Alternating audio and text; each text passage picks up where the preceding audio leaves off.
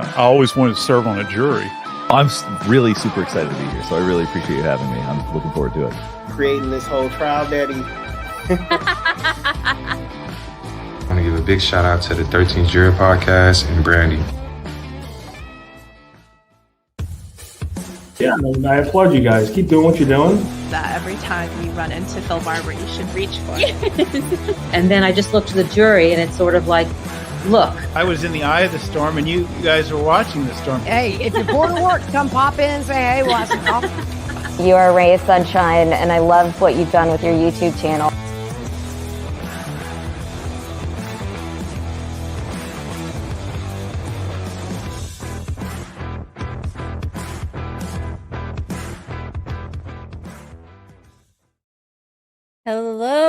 Hello, hi, hello all.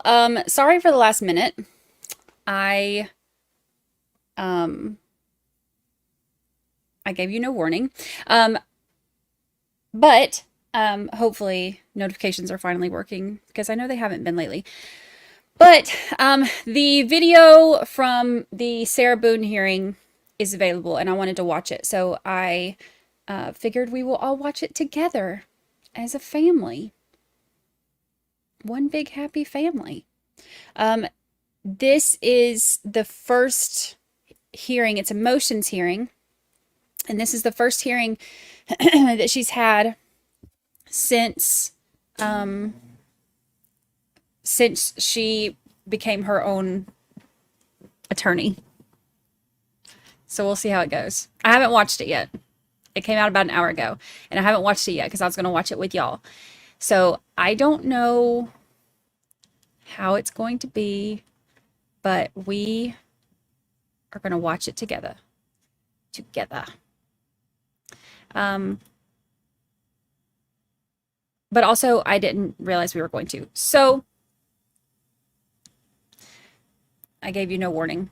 So I'm trying to give everybody just a minute to get their notifications to know that we are here. Did notifications work for any of you? A lot of people have been telling me they're not working.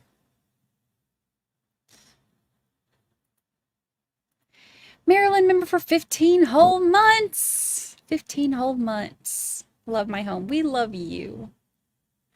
We love you. Oh, yay. Y'all got notifications. Oh, yay. They haven't been working lately for a lot of people. So that's good.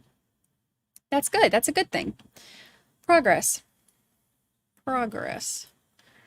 Let's see. Hello. Present share screen. Entire screen. Oops. We'll see how this goes. Hello. Hi. Hello, friends. Hello, family. Come on in. Take your seats. We're about to watch a train wreck. Corey, remember 14 whole months. I got your notification. Yay. Good. They haven't been working lately, so I'm glad. Thank you very much. I appreciate it. Happy 14 months. 14 whole months. That's very exciting. Hello. Hi. I just couldn't stay away from y'all. We did a live earlier, and I just needed more juror time.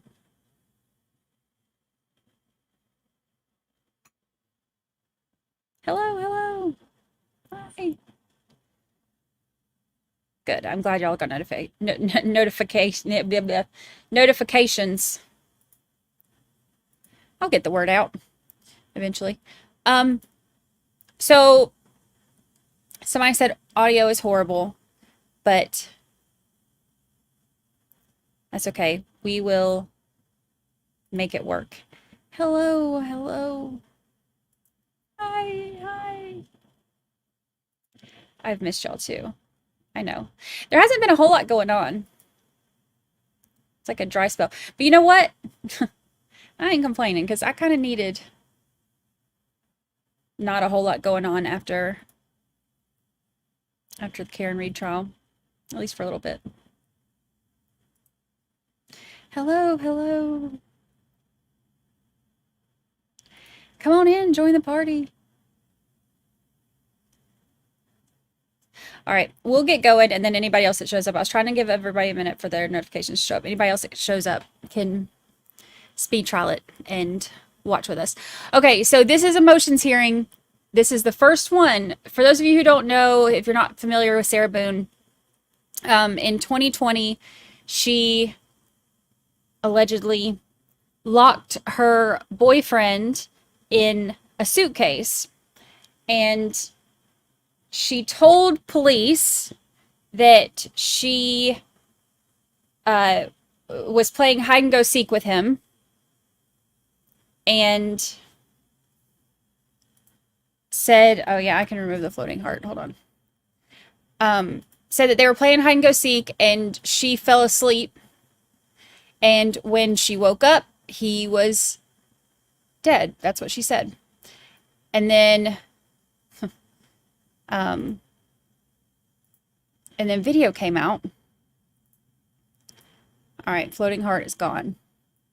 I know everybody hates the floating heart. And then video came out that was allegedly recorded from her phone, where she is talking to him while he's in the suitcase, and he's saying he can't breathe, and she's like, she laughs and says that's his problem or something like that. But yeah, so that's how he passed away. And she said that it was not intentional. It was just, you know, just normal game of hide and seek.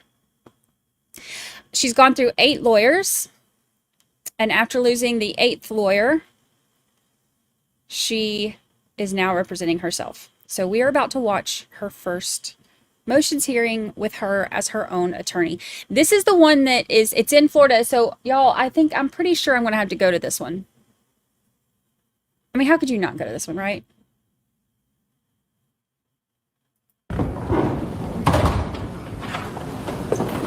Yeah, she went through 8 attorneys.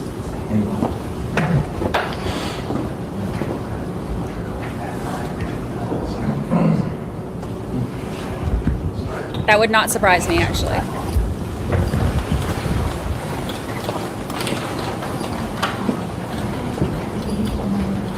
And she loves to write letters.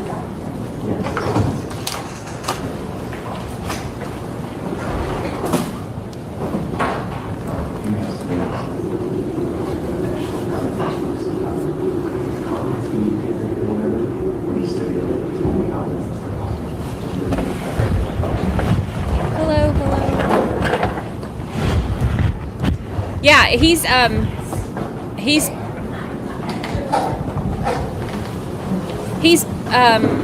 telling her in the video that he can't breathe and stuff, asking to be let out.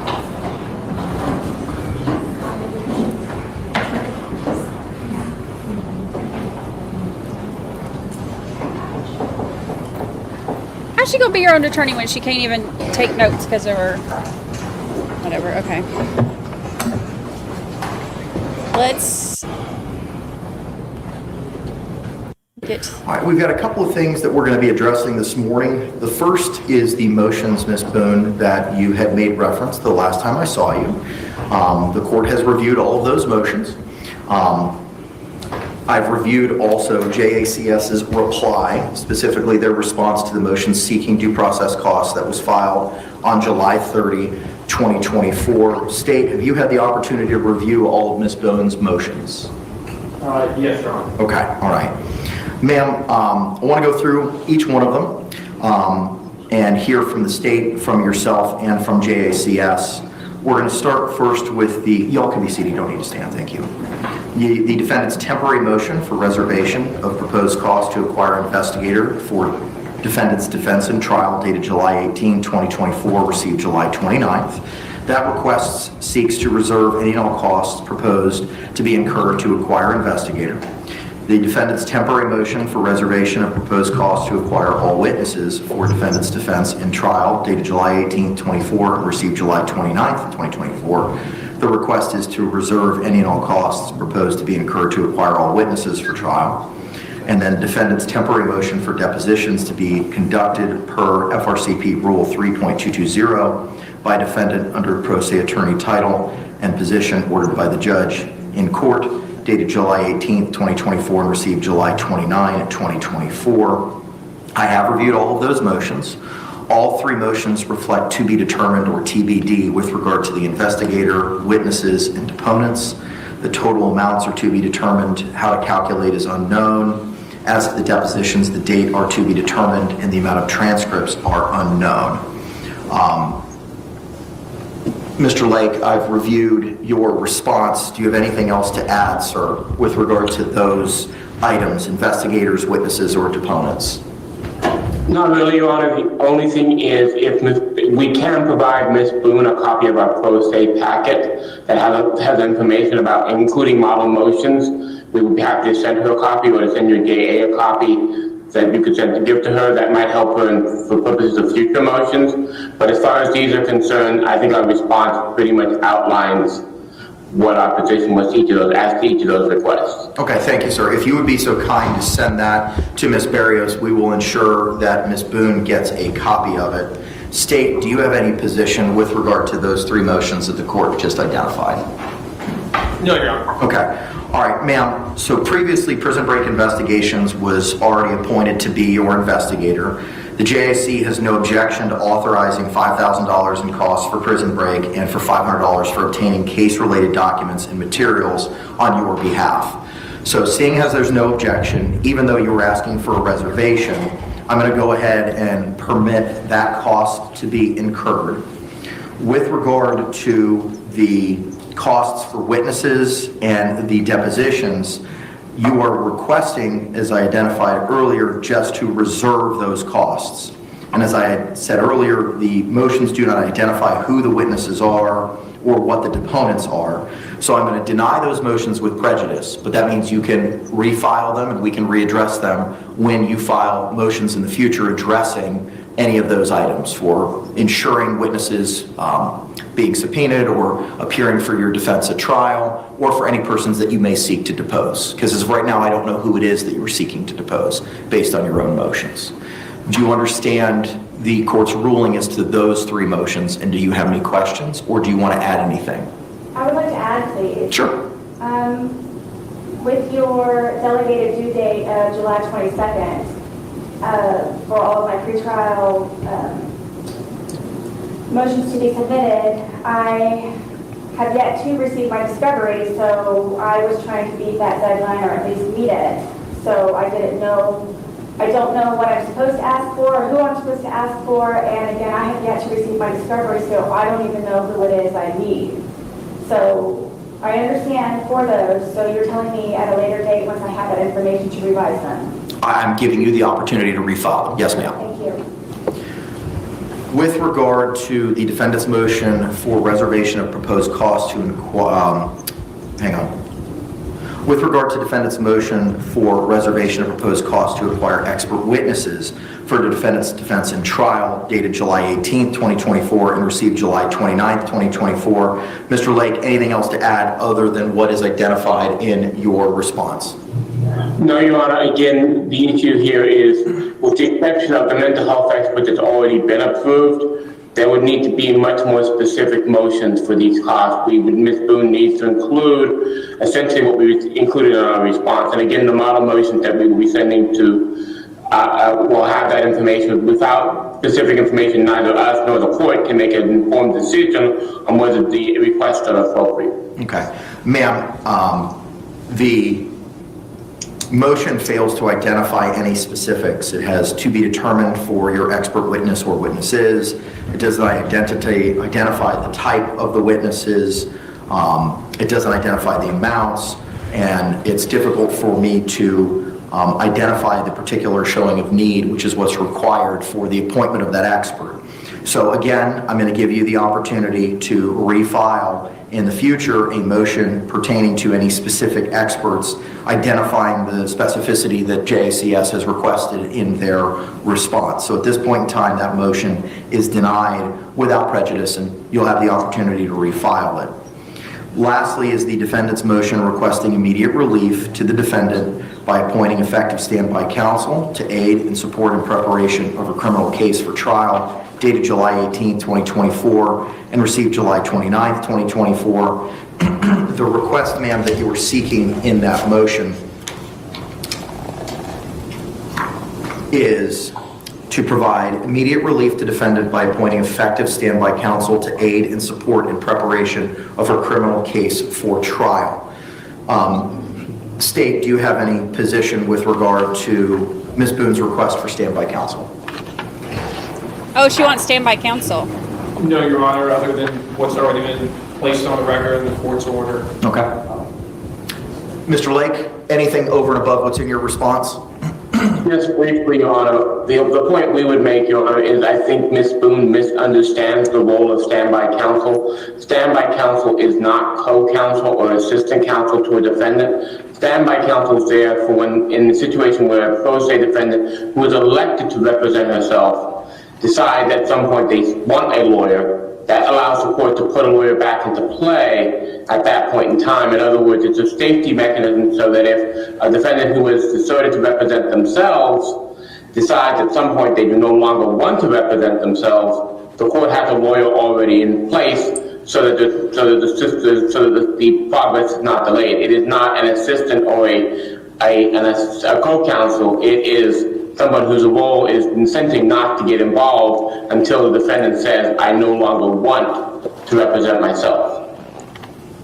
Ma'am, the court's had the opportunity to review the case law on this issue. There is no constitutional right to standby counsel as decided by Paul v. State, 152 Southern 3rd, 635 at pinpoint 641 by the Florida 4th District Court of Appeal in 2014, citing to the Florida Supreme Court case in Jones v. State, 449 Southern 2nd, 253 at pinpoint 258 from 1984. As the court has determined that you have forfeited and alternatively waived by your conduct the right to court-appointed counsel, the court is not required to appoint standby counsel. That's Brown v. State, 45 Southern 3rd, 110 at pinpoint 114 through 115. Florida 1st DCA 2010, citing to, again, Jones v. State by the Florida Supreme Court in 1984. There is no Sixth Amendment right to simultaneously proceeding pro se and with legal representation by the Florida Supreme Court in 2009 in Shepard v. State, 17 Southern 3rd, 275 at 279. For the reasons that the court identified in its 16-page order previously entered, your request for standby counsel is denied. Oh.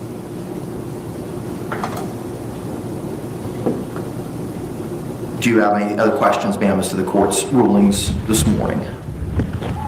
First off, I did not forfeit my rights. That was your judgment. And also, I feel that I should have had some type of evidentiary hearing prior to your decision, so I could have better explained myself and you could have had a better understanding. So by you denying my standby counsel, which thank you to him for explaining to me what specifically it is, I don't want to be pro se any longer. So I didn't want to be pro se in the first place. And again, you, in my opinion, unlawfully denied me or didn't even suggest an evidentiary hearing in order for me to avoid or try to go about a solution or remedy so you would understand. So I don't know if it's me either wasting your time or anybody else's time, if it's even an opportunity, or if it's just something that is denied, period. It is denied, period. Thank you. With regard to an evidentiary hearing, that seems to be in the realm of a Ferretta inquiry where a criminal defendant is seeking to represent themselves. And I would inquire of that person and have an evidentiary hearing as to the rights and remedies that you were forfeiting and the pros and cons of proceeding representing yourself and the benefits of being represented by counsel.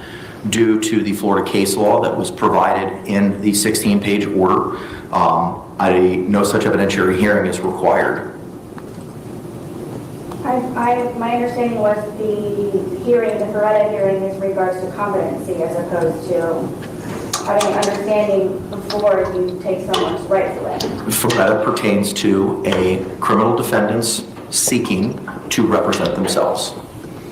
Ferretta was not applicable to your situation, and that's identified in the case law citations that were provided in the 16-page order. Yes, I understand. It was the day of that I was explained most of all of this, and as opposed to prior, so I would know what would happen or could happen. So my understanding is one thing, and then the explanation is another. So I'm just confused and feel that I should have had an opportunity prior to all of this to explain myself and to have a better understanding. So now my belief was that the Ferretta hearing was simply competency. So the evidentiary hearing I thought would be a collaboration of the information of why I wrote my letters in order for you to remove my right to counsel. That, in my opinion, I felt that it was a type of retaliation by the court because you did not understand or attempt to understand any of my letters that I wrote previously, which was for the intervention of the judge and or the court to avoid any of this with me sitting in front of you presently. Ma'am, as identified in my 16-page order, I listened to every audio hearing. I specifically provided dates and times and words that were specifically said at particular hearings involving yourself and prior counsel. I also made reference in the 16-page order to statements that were made in your letters. I promised you, I've read everything in the court file. I've read every single letter, and I've listened to every single audio. That decision was not made lightly, and it took a lot of time to make that determination and that decision, which explains why it was also a 16-page order. That order stands, it remains. The court's not going to revise its findings or its determination as to your forfeiture, and alternatively a waiver by virtue of the conduct identified in that order. Okay. I believe, in my opinion, the order is erroneous, and after I reviewed your 16-page order, there are quite a few incorrect entries, and some of them are based on perjury by the attorneys. And by you reading and then also listening to the audio, you did not listen to me in any way, shape, or form in order for me to explain myself better, so you have an exact understanding of the particulars of each letter for each attorney. I'm not going to revisit my prior decision. I understand. I'm just trying to make you aware that is my opinion. You, and like we talked about last time, ma'am, you're certainly entitled to that opinion. Thank you.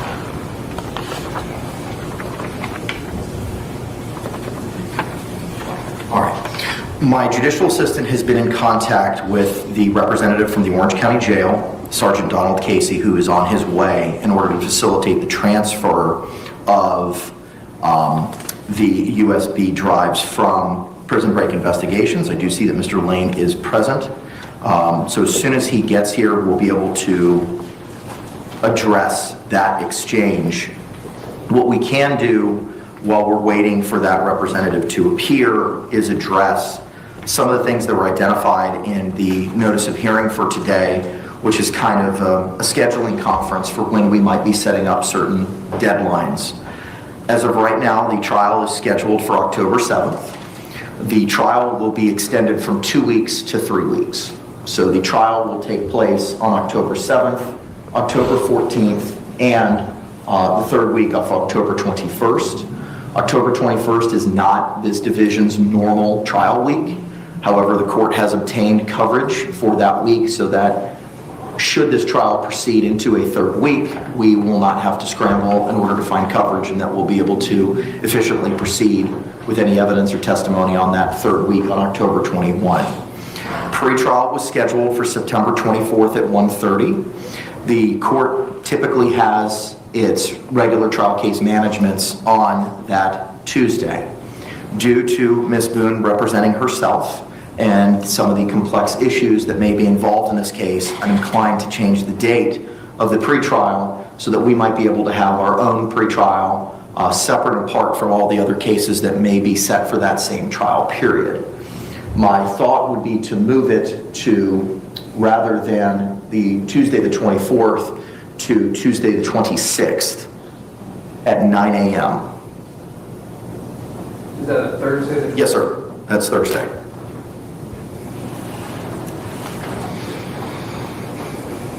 October 7th.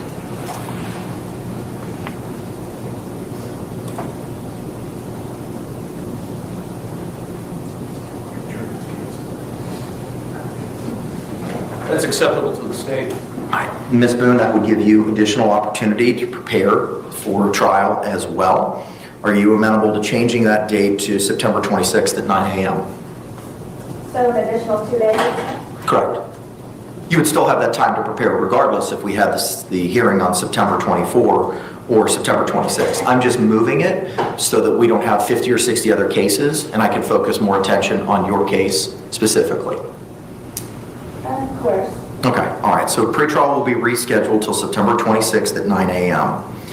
One of the issues that I wanted to address was deadlines for production of the state's exhibits and the defendant's exhibits. Now, I'm mindful, Ms. Boone, that you have not reviewed some of the documents that may have been provided. I know most recently, Ms. Cashman spent 20 hours with you alone going over questionings and reviewing some of the materials. I don't know the breadth and scope of what was reviewed to you, but some of it may have been reviewed to you based on counsel's representations. State, I want to address with you first, because Ms. Boone hasn't reviewed the discovery yet, as to what your position is with regard to assembling or finalizing an exhibit list or your exhibits for trial. As far as providing a list of the specific items that the state seeks entry of? Correct.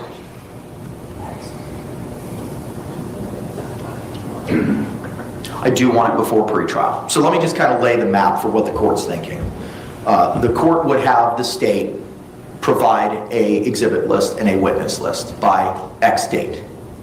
Ms. Boone would have the opportunity to look at that list. We would then have a hearing where all of the exhibits would be shown to and provided to Ms. Boone. They would be provided on a USB thumb drive. They could be utilized with a laptop at the jail. And then she could view all those exhibits here in open court. And then she would be afforded the opportunity to make an objections in writing to any exhibits at a later time by a certain date. I guess one of the concerns would be that if the state identified specific items that we would seek entry of, depending on the course of the trial and the questioning, there may be other items that have already been disclosed in discovery that may necessitate being entered in, would potentially not be part of this original witness exhibit list. Items that were in the discovery, but if that makes sense to me. That does make sense, yeah. And I understand what you're saying. And that seems to be more of a fluid situation as to what may happen at trial, right? Sure. I don't imagine the court's intent would be for the state to just produce the exact witness lists that have already been sent in discovery and just make a notation of every item of evidence. The idea would be to try to pare down. That's exactly the idea. Yeah. Now, obviously that wouldn't foreclose you if something was produced in discovery and something that would not be relevant or admissible at a certain stage of the trial, but maybe later became relevant or admissible due to something that happened or something that was said. I would not foreclose the state, nor would I foreclose Ms. Boone from attempting to move that piece of evidence into evidence for the jury to consider. But it would be almost like a civil conference where you and opposing counsel would go over what your exhibits are prior to proceeding to trial. And I think that's important to do that so that Ms. Boone has the opportunity to view those in court so that's on the record as to what she's reviewed, and then give her the opportunity to provide any objections, if any, to any of those exhibits. And again, I wouldn't foreclose you if you want to use items A, B, and C, and that's all you intend on using. I don't know what you intend on using. I don't know what evidence you have. If you only want to use and only show A, B, and C, but are saving D, E, and F for later, depending on what happens, I won't foreclose you from readdressing D, E, and F. But it's just an opportunity to address what it is you think you're going to be seeking into evidence at this time. So essentially, Who would she call as a witness? Oh gosh, this is going to be a disaster. so I think we could accommodate that if we could go around September the 1st for that, and then that would give her an opportunity to review that USB and lodge any objections, and then we could potentially address those objections and go from there. Okay. And that would be September 1 to have the evidence viewing, for lack of a better word, or for the list to be provided? For the list in the USB. Yeah, we're going to make this work for an October 7th trial date, Judge. I think September 1st is probably about the right time frame to have this in-court hearing to begin lodging those objections if she has any. My next question is, are you expecting the physical evidence to be brought here into court by a CSI so that she can potentially open it? Or are we just talking about digital evidence and giving her a list of the physical items? If there's physical evidence that's sought, I want her to have the opportunity to review it. Then we should be looking at the top of the month for September so that we can get this done. Okay, all right. Ma'am, do you understand that what it is that I'm discussing right now, so that you have the opportunity to review the evidence that the state may be seeking into evidence in your trial? Is it my understanding that they will supply me with a USB drive and then I am to review it while in court? No, ma'am. So it's kind of a two-step process. So anything that's digital, that's not forensics or CSI or something that's tangible, will be provided to you on a USB drive. We also will have a hearing where all of the evidence, including any digital, electronic evidence, or any tangible evidence, CSI materials, will be shown to you in court, played to you in court, so you have the opportunity to review it here as well. Anything else will also be given to you on a thumb drive for you to review at your leisure based on the hours of 8 to 4 by the laptop at the Orange County Jail. And then we will have a deadline after we have this evidence viewing for you to identify in writing any objections that you have to any of the evidence that's been provided by the state. So it's not a matter of any type of confidentiality that is all done in the courtroom with everyone? It would be in the courtroom, correct? Are there going to be news cameras and photographers? That's something I need to address. I do not want, because our jury pool is going to be coming from Orange County, I have concerns about the media's presence in the evidentiary viewing. So I may have to enter an order which would prohibit media access for the purposes of that hearing due to the nature of what is being produced and reviewed, so as to further prevent intimate details of the case being released prior to trying the case. I understand that, Judge. Ms. Boone, not to turn the page completely, but I think it's pertinent to this discussion, has indicated through some counsel that had met with her recently that she wants to talk to the state out of the jail, and I was going to discuss that at the end, but perhaps to not waste the court's time, I don't know about bringing physical evidence out to the jail, but as far as the digital evidence, which will include autopsy photographs, which will include crime scene photographs, which will include videos, perhaps a different suggestion, especially since she has an investigator from Prison Break, is that we identify those files that we intend on introducing at trial so that they can review that digital evidence on their own in the jail, and we're not publishing all the digital evidence here in open court. That's only for the evidentiary hearing. That should allow her the opportunity to lodge any potential objections such as duplicative or any other objections she may want to raise about autopsy photos, so on and so forth, without exposing all the digital media to the public. As far as the physical evidence, the state doesn't have any real concerns about the media covering that. She can open those exhibits, or somebody with scissors can open those exhibits for her if there are any exhibits she wishes. Somebody with scissors. In the witness box, where Not it's her. concealed from the media's eyes. So those are my suggestions, and then later we can turn to her request and we can put on the record how we would go about going out to the jail and meeting her. The only concern that I have with that is I don't have a record as to what it is that she reviewed. My suggestion would be that because this is in the context of plea negotiations potentially, I would be out there, Mr. Cashore would be out there, and our investigator would be out there, and we would record it, the conversations that we have, of course, and that would all be protected because it would be in the spirit of plea negotiations under the evidence code. And then we can all file in writing, the state can file in writing, these are the videos that we are going to use, these are the particular photograph numbers from the crime scene and from the autopsy photographs that we're going to use, and then we can have the defendant sign off on that as well, so that it's documented as to what was told that she would be facing at trial, and either she can review it with her investigator or she can review it with us.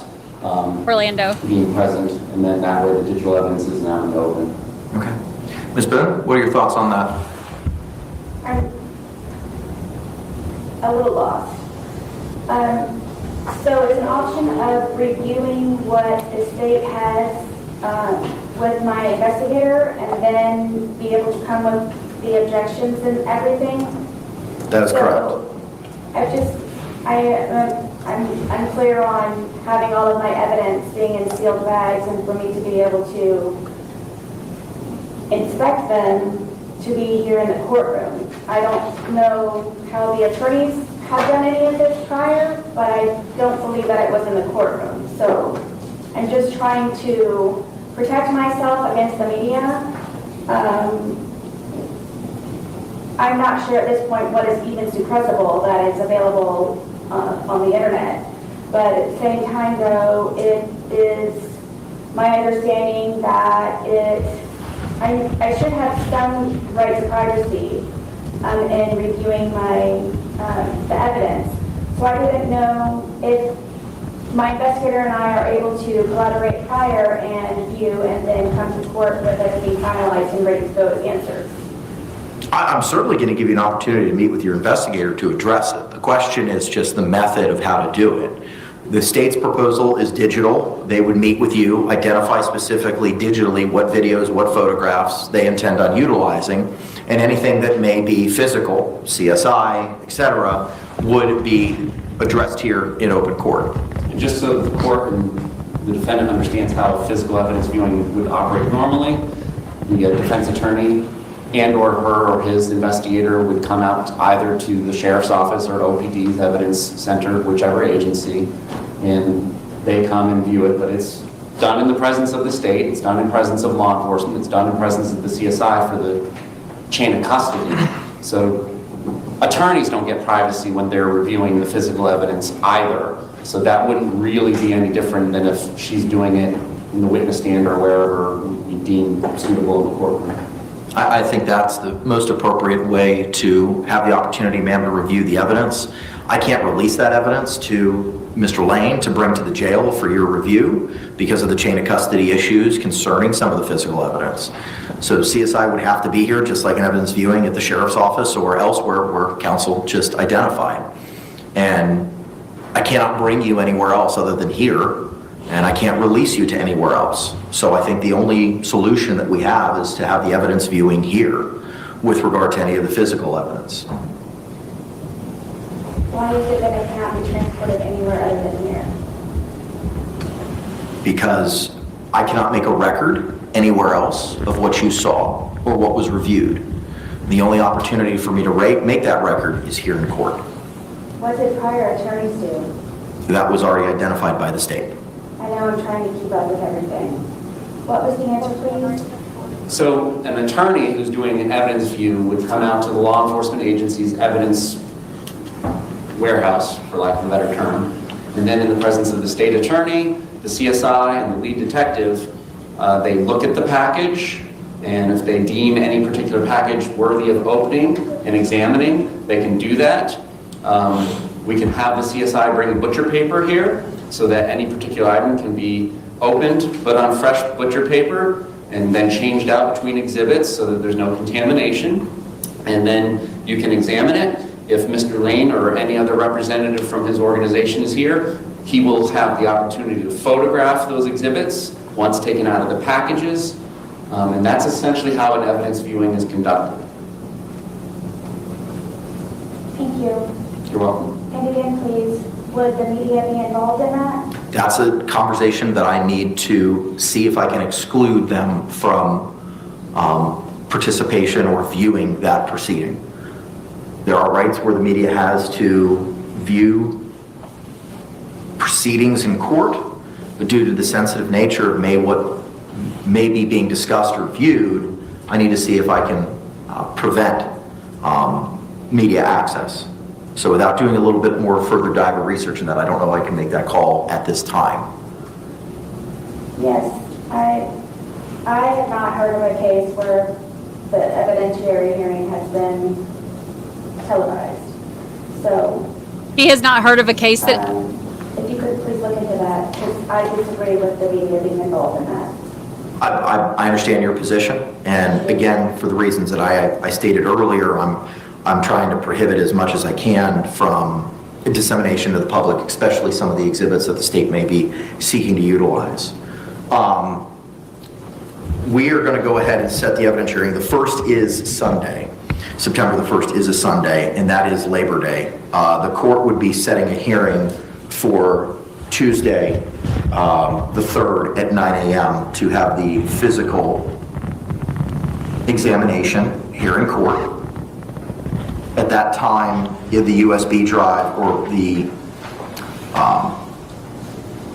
after our viewing here in court, state, is it your position to then have that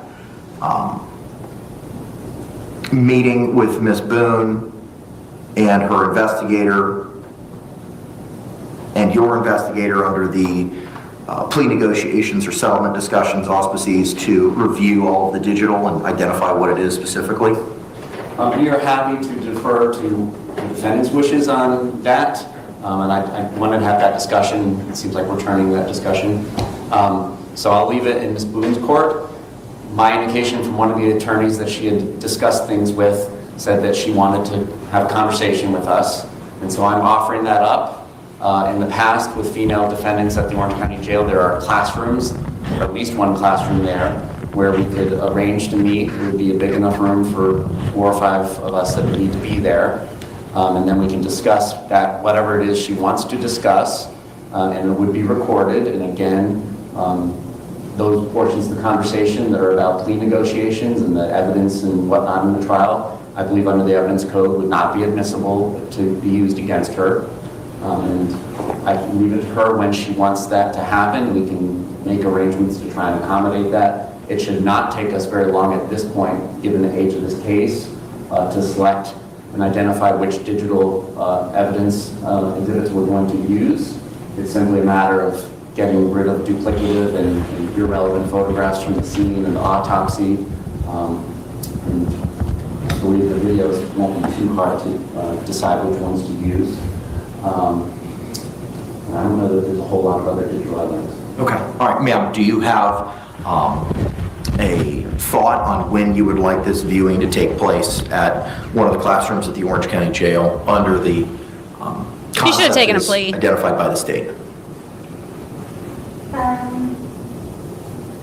So this meeting is separate. This is prior before everything else. What I would envision, to not waste anybody's time, is we can go out there and have this discussion, if there is a discussion to be had about plea offers. One of the other topics was other matters, so that's kind of ambiguous. I'm not sure what other matters are. And then also we can let her know and probably provide the court in writing a list of the digital evidence that we seek to introduce. And then that way, if she wants us to review those digital evidence items together with her in the presence of everybody, we can do that. Or we can let her, with the list of the digital evidence that we plan on introducing, review that as many times as she wants by herself and or with Mr. Lane. I understand. So would I be leaving with the digital evidence today, or how soon may I receive that? So the state needs to assemble that. So my thought would be to have that meeting, ma'am, on the 3rd of They literally just went over that. September. So we would have a hearing at 9 o'clock in the morning where the physical evidence would be reviewed here in the courtroom.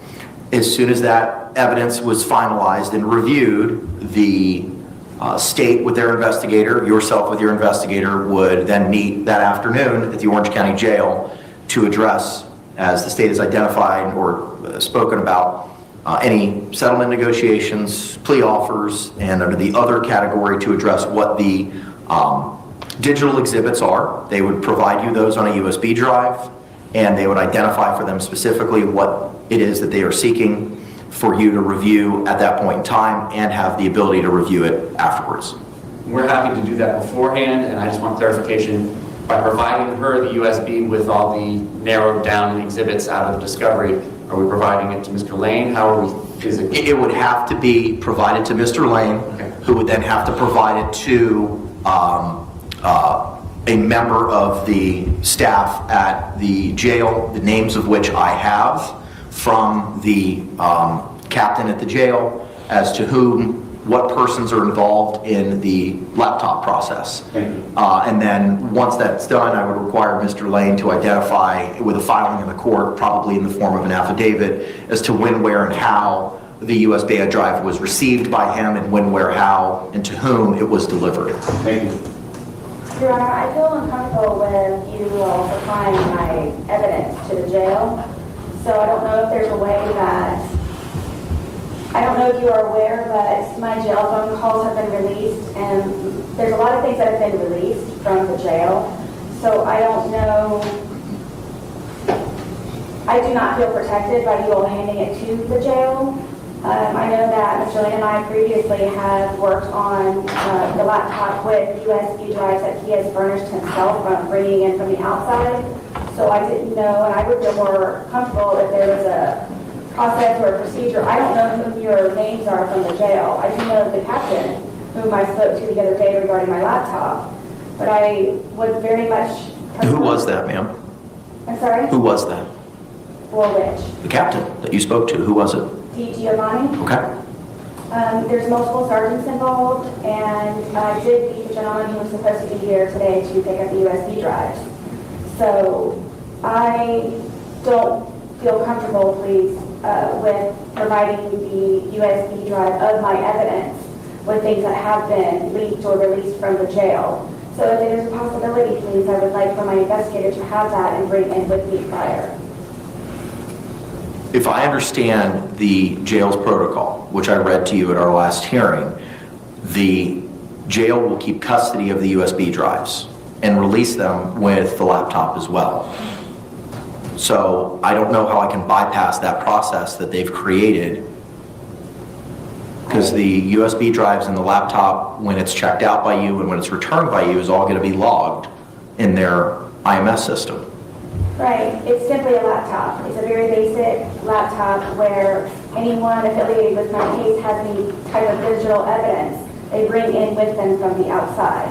It's simply a basic laptop that we are able to utilize at the Orange County Corrections Department.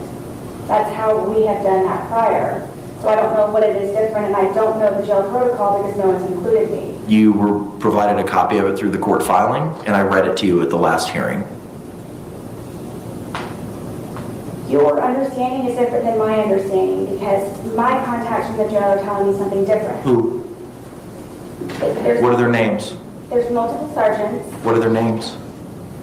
I'd rather not get them involved for fear of harassment or anything from other... Ma'am, I'm deferring to what the Orange County Jail and the captain that you identified specifically as to her memorandum to the court, which was read to you at our last hearing, which was sent a copy to you by a notice of service, and it was provided by U.S. mail. It was sent out last week. I have yet to receive anything such as... Don't worry, I have a copy to give to you this morning, just in case you have not received it. Yes, the last thing I have is your order that you provided me with the implementation of your USB drive option. All right. So anything that you are speaking of in the meantime, I do not know, and it was served by process? It was served by U.S. mail. By U.S. mail? Mm-hmm. Yes. I actually have 3 motions, please, if I may submit them to you. In a moment. Yes, in the process of, because the address that you are, I'm guessing, sending these to is incorrect. I received your letter addressing the address issue. That's been remedied. So the appropriate legal mail address will be utilized. It was simply a clerical error, and that has been remedied. But regardless, I did read to you at our last hearing the protocol for the USB drive in the jail. The court is inclined to follow the Orange County Jail's protocol with regard to the USB drives. So the evidence, digital evidence that the state seeks to admit at trial will be put on a USB drive, delivered to Mr. Lane. That will be delivered to a representative from the Orange County Jail, and Mr. Lane will thereafter file a filing with the court in the form of an affidavit identifying when he received it from the state and who he gave it to, when he gave it to, and what representative of the jail he gave it to. So it goes from the state to Mr. Lane to the jail? For the purposes of indexing it, for the purposes of their records, under the protocol, and then it will be available for your use. So if I want to see all of my evidence digitally, I need to contact someone at the jail? No, ma'am. Oh, The boy. evidence that were in the two bankers box that Mr. Lane digitized for you is going to be provided to the jail. That's going to be provided with the laptop to you. And that's available to you from 8 a.m. to 4 p.m. every day in the protocol that I read to you at our last hearing. Yes, and I will speak to the captain just to be aware that everyone that it is in the process, because I do not feel comfortable with any of this, and I do not feel protected either by the courts or the jail system. So for right now, I don't know if it can be postponed or if it's something that I need to write another letter to. Everything takes longer in jail. So by me trying to get a hold of the captain nonetheless, it's going to be a feat in itself. So I want you to know, if anything, that I am in the process of trying to reach out to the captain. I don't know if she'll be here today or if it'll be the contact person. So in the process, I am working on speaking to the captain because I do not feel, like I said, that I am protected in any way, shape, or form by the Orange County Corrections Department withholding my evidence in any way, shape, or form. Okay. The court's going to follow the procedure as I outlined at the last hearing. So here's what we will do. We will, on Thursday, September the 3rd at 9 a.m., we'll have a hearing to review the physical evidence. At that time, the state will provide its exhibit list, which will be filed with the court at that time, and a copy will be given to Ms. Boone of the physical and the digital evidence they are seeking to admit. After we have the in-court examination of the physical evidence, that afternoon, there will be a meeting at the Orange County Jail between the state, its investigator, Mr. Lane, Ms. Boone, to review the digital evidence and provide a USB drive with that information. And can the caveat in that order be unless it hasn't already been done? In case we do it ahead of September? Sure. If you want to do it before, the deadline to do it will be to September 3. But the in-court physical examination will be at September 3. So if you all want to meet in advance of that, I won't prohibit that. Just file something in the court file identifying a notice or some document so that it identifies when that meeting took place, when the evidence viewing took place. Understood. Okay, thank you very much.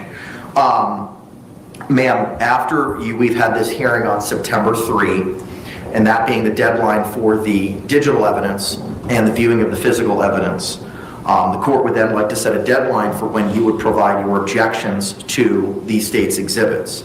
Mindful that this will take place on September 3 and that we have pretrial set for September 26th, and if we need to have a hearing with regard to those objections, my thoughts would be to give you 2 weeks until the 17th to lodge your objections.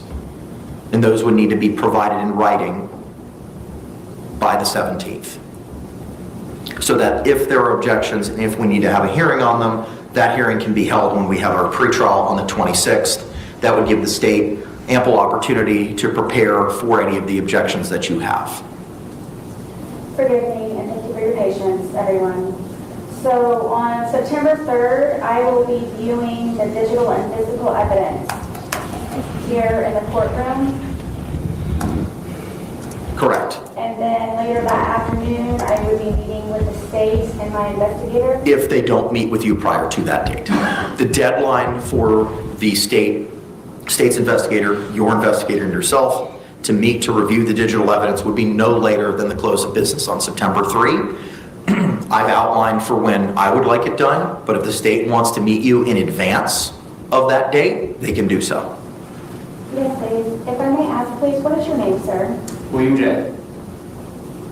Could you spell your last name, please? J-A-Y. Don't get asked. And what is your affiliation with the state? I'm a homicide unit chief. Y'all, the sunset right now outside is insane. We would like to meet prior, so less time is consumed on the day of our meeting, supposedly on the 3rd. So I assume you have availability. Should I meet with Mr. Lane to discuss his availability so we can get out there this month? Yes. Then you can do that, and like I said, Mr. J, if you could follow that notice, just identifying when, that would be most appreciative. So ma'am, understanding where we are with the viewing, what is September 17th for the deadline for your objections acceptable to you? Look how pretty. Yes, and if I may please raise the point that I have a motion here in regards to going in the process of working on it for the laptop. I do not have my discovery as of yet, and I do not have the laptop as of yet. I do not know what hiccups may be involved. There's a lot of hiccups with the jail already. So I'm trying to figure out when and where I'll be able to view anything. So there's a great restriction also that is being put on the laptop usage from 8 to 4. I'm unable to utilize my time to the full extent. Also, I have a motion here to receive my hard copy evidence because when the laptops are in quote, the laptop is in quotes, closed for the day at 4 p.m., I can therefore pick up using the hard copy evidence. I haven't had the opportunity to review the motions that you're speaking of, neither has the state. We'll address them today. I don't have a problem doing that. I'm just not going to do it right this second because I haven't had the opportunity to review them yet. Yes, and I'm just explaining myself in the meantime, please, so you are aware of what I have already thought of and am trying to ease the pain of everyone with me trying to figure out how to do everything and when and do it appropriately. But I just wanted you to know that by bringing that topic up, I have that to also be looked over. Okay. Please. 9/17, if that has to be changed, and I'm okay to do that. I'm trying to set deadlines now, ma'am. And that will give you 2 weeks to review the physical evidence. You'll be provided the digital evidence, it seems, in advance of that September 3rd deadline. And that may give you more than 2 weeks to review and lodge any objections.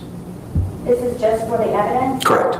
This is only addressing any objections to the evidence that the state seeks to admit. The digital discovery, is any of that included in that? Yes.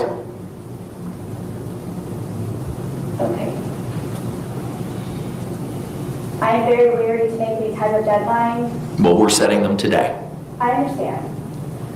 So the 3rd is a what? Okay, I want to pause. I want to take a field trip. Let's go catch it before it ends. Hold on. We're going to catch it before it ends.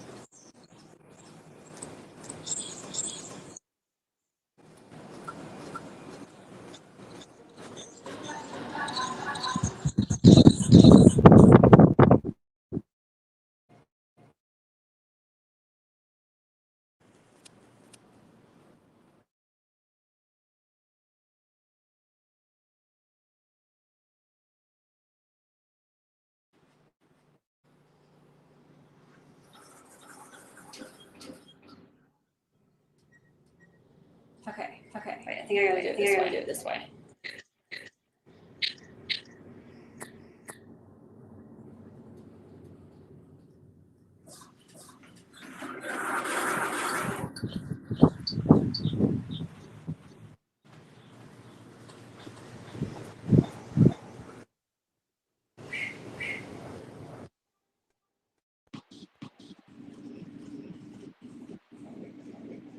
Okay.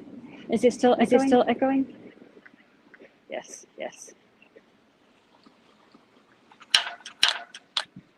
I just want to talk.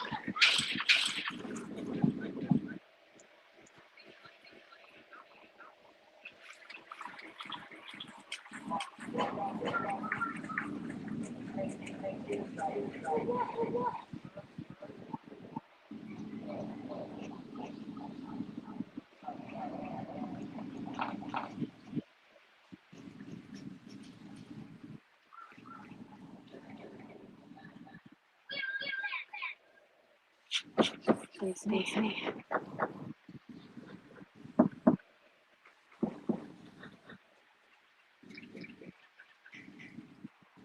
Oh, we're about to miss. I don't know how to make it not echo. Sorry.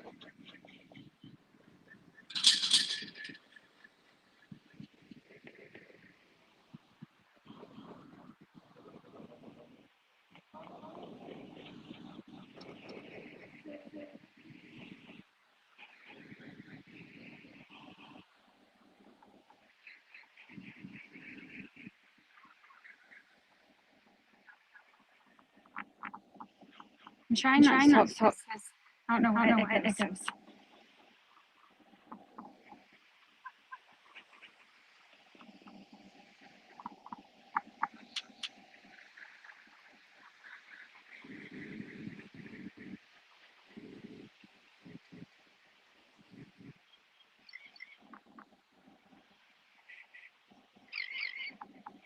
The sun is gone, but you can still see how pretty the sky is.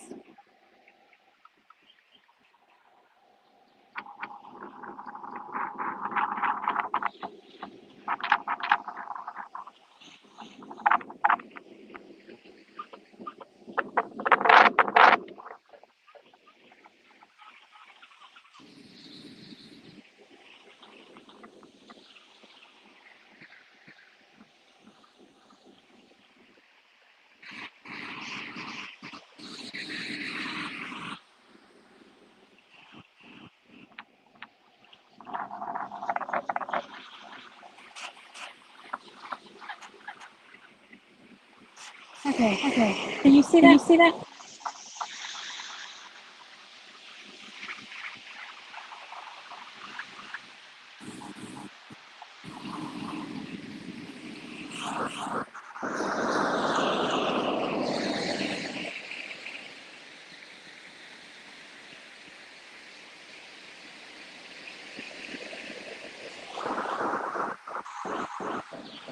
You can see out here it's still raining.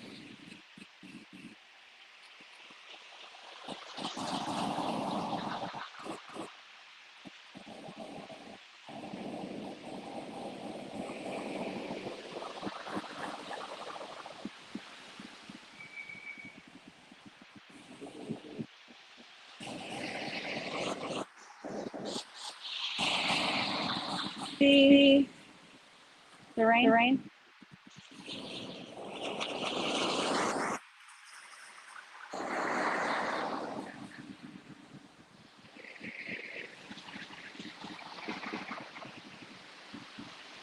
You almost made it.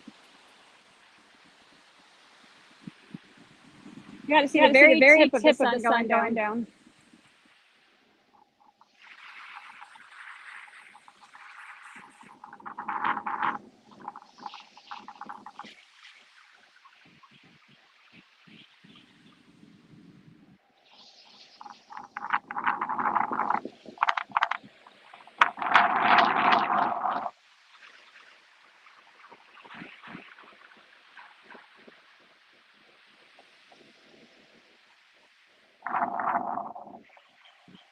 Totally worth the filter.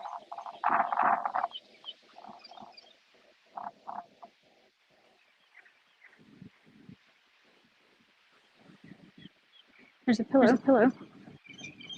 Don't know why.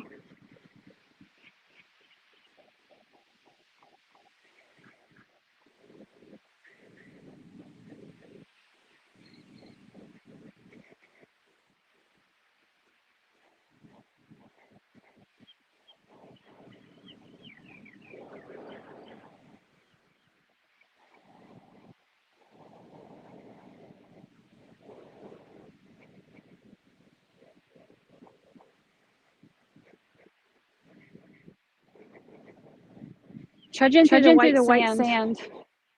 Here's your legs a workout.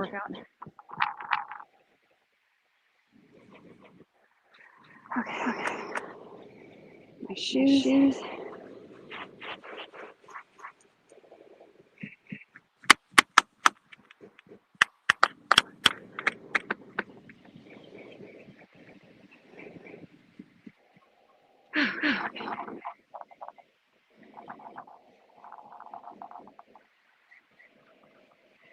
Oh, there's my kid and his friends.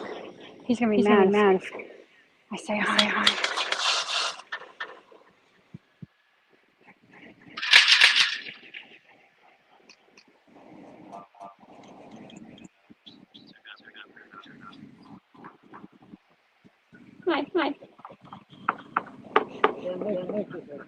Yes, sir. Down just a couple minutes ago.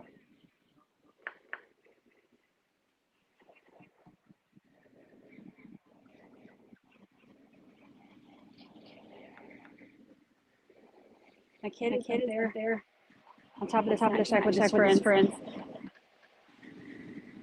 So if I say hi, I'll embarrass him. So I have to just pretend like I don't see him.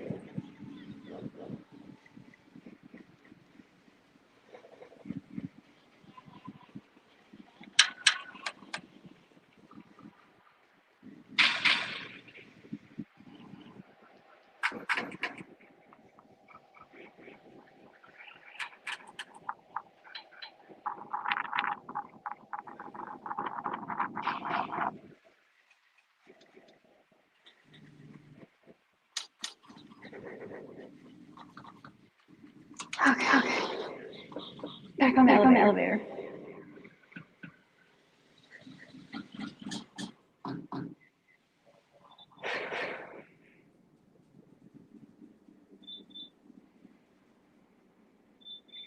You can't see me now. I was reading.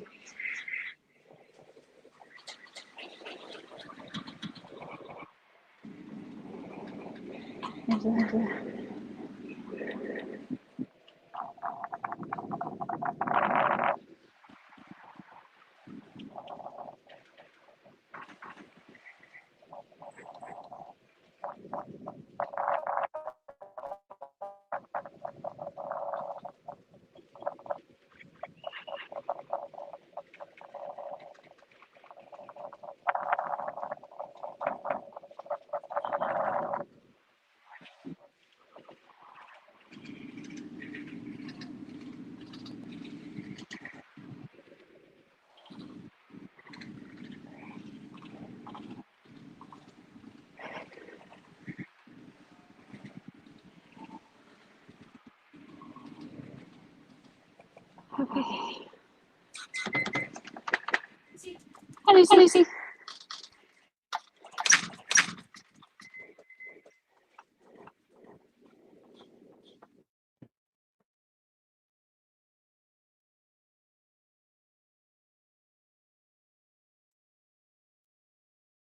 Okay.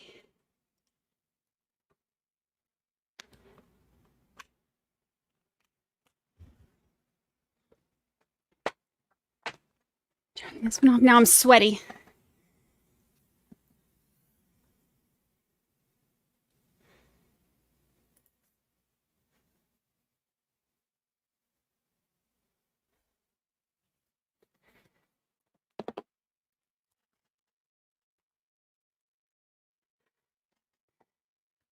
Okay.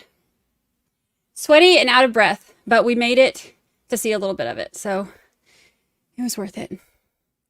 All right. We'll continue. What day? Thursday? Tuesday. So the 17th would be 2 weeks later, Tuesday the 17th. And that is me coming with my objection. That would be you filing your objections in writing with the court.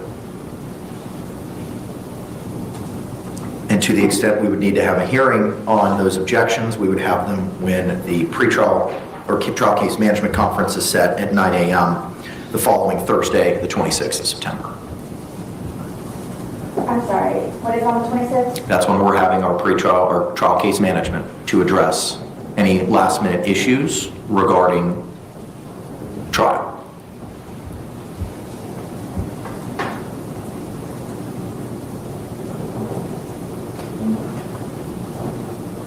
Forgive me. So today being August 5th, I'm supposed to expeditiously complete my case that in every way, shape, and form by September 26th in order to go to trial for October 7th. The dates are what the dates are. September 26th is the trial case management date, and October 7th is the trial date. So by me not even seeing my discovery yet 2 days, and only being restricted to a laptop from 8 to 4 and not having my hard copy evidence. You have 62 days to prepare for trial, not including today. And you're going to get your discovery today. Wow. So in Thank you, over Mildred. 4 years, it comes down to me representing myself in 62 days. I'm not going to answer that question. Am I supposed to? What now we're addressing, ma'am, is September 17th, Right. the deadline, which is 2 weeks after having the physical view of any of the physical evidence. It sounds like Mr. J is going to try to meet with you pretty promptly regarding the digital evidence. So you'll have plenty of time to review that in 2 weeks at a minimum, or 2 weeks at most rather, to lodge any objections to the physical evidence. I understand. I just don't understand how to file objections. I cannot answer that for you. That would be me providing you legal advice, which I'm prohibited from doing.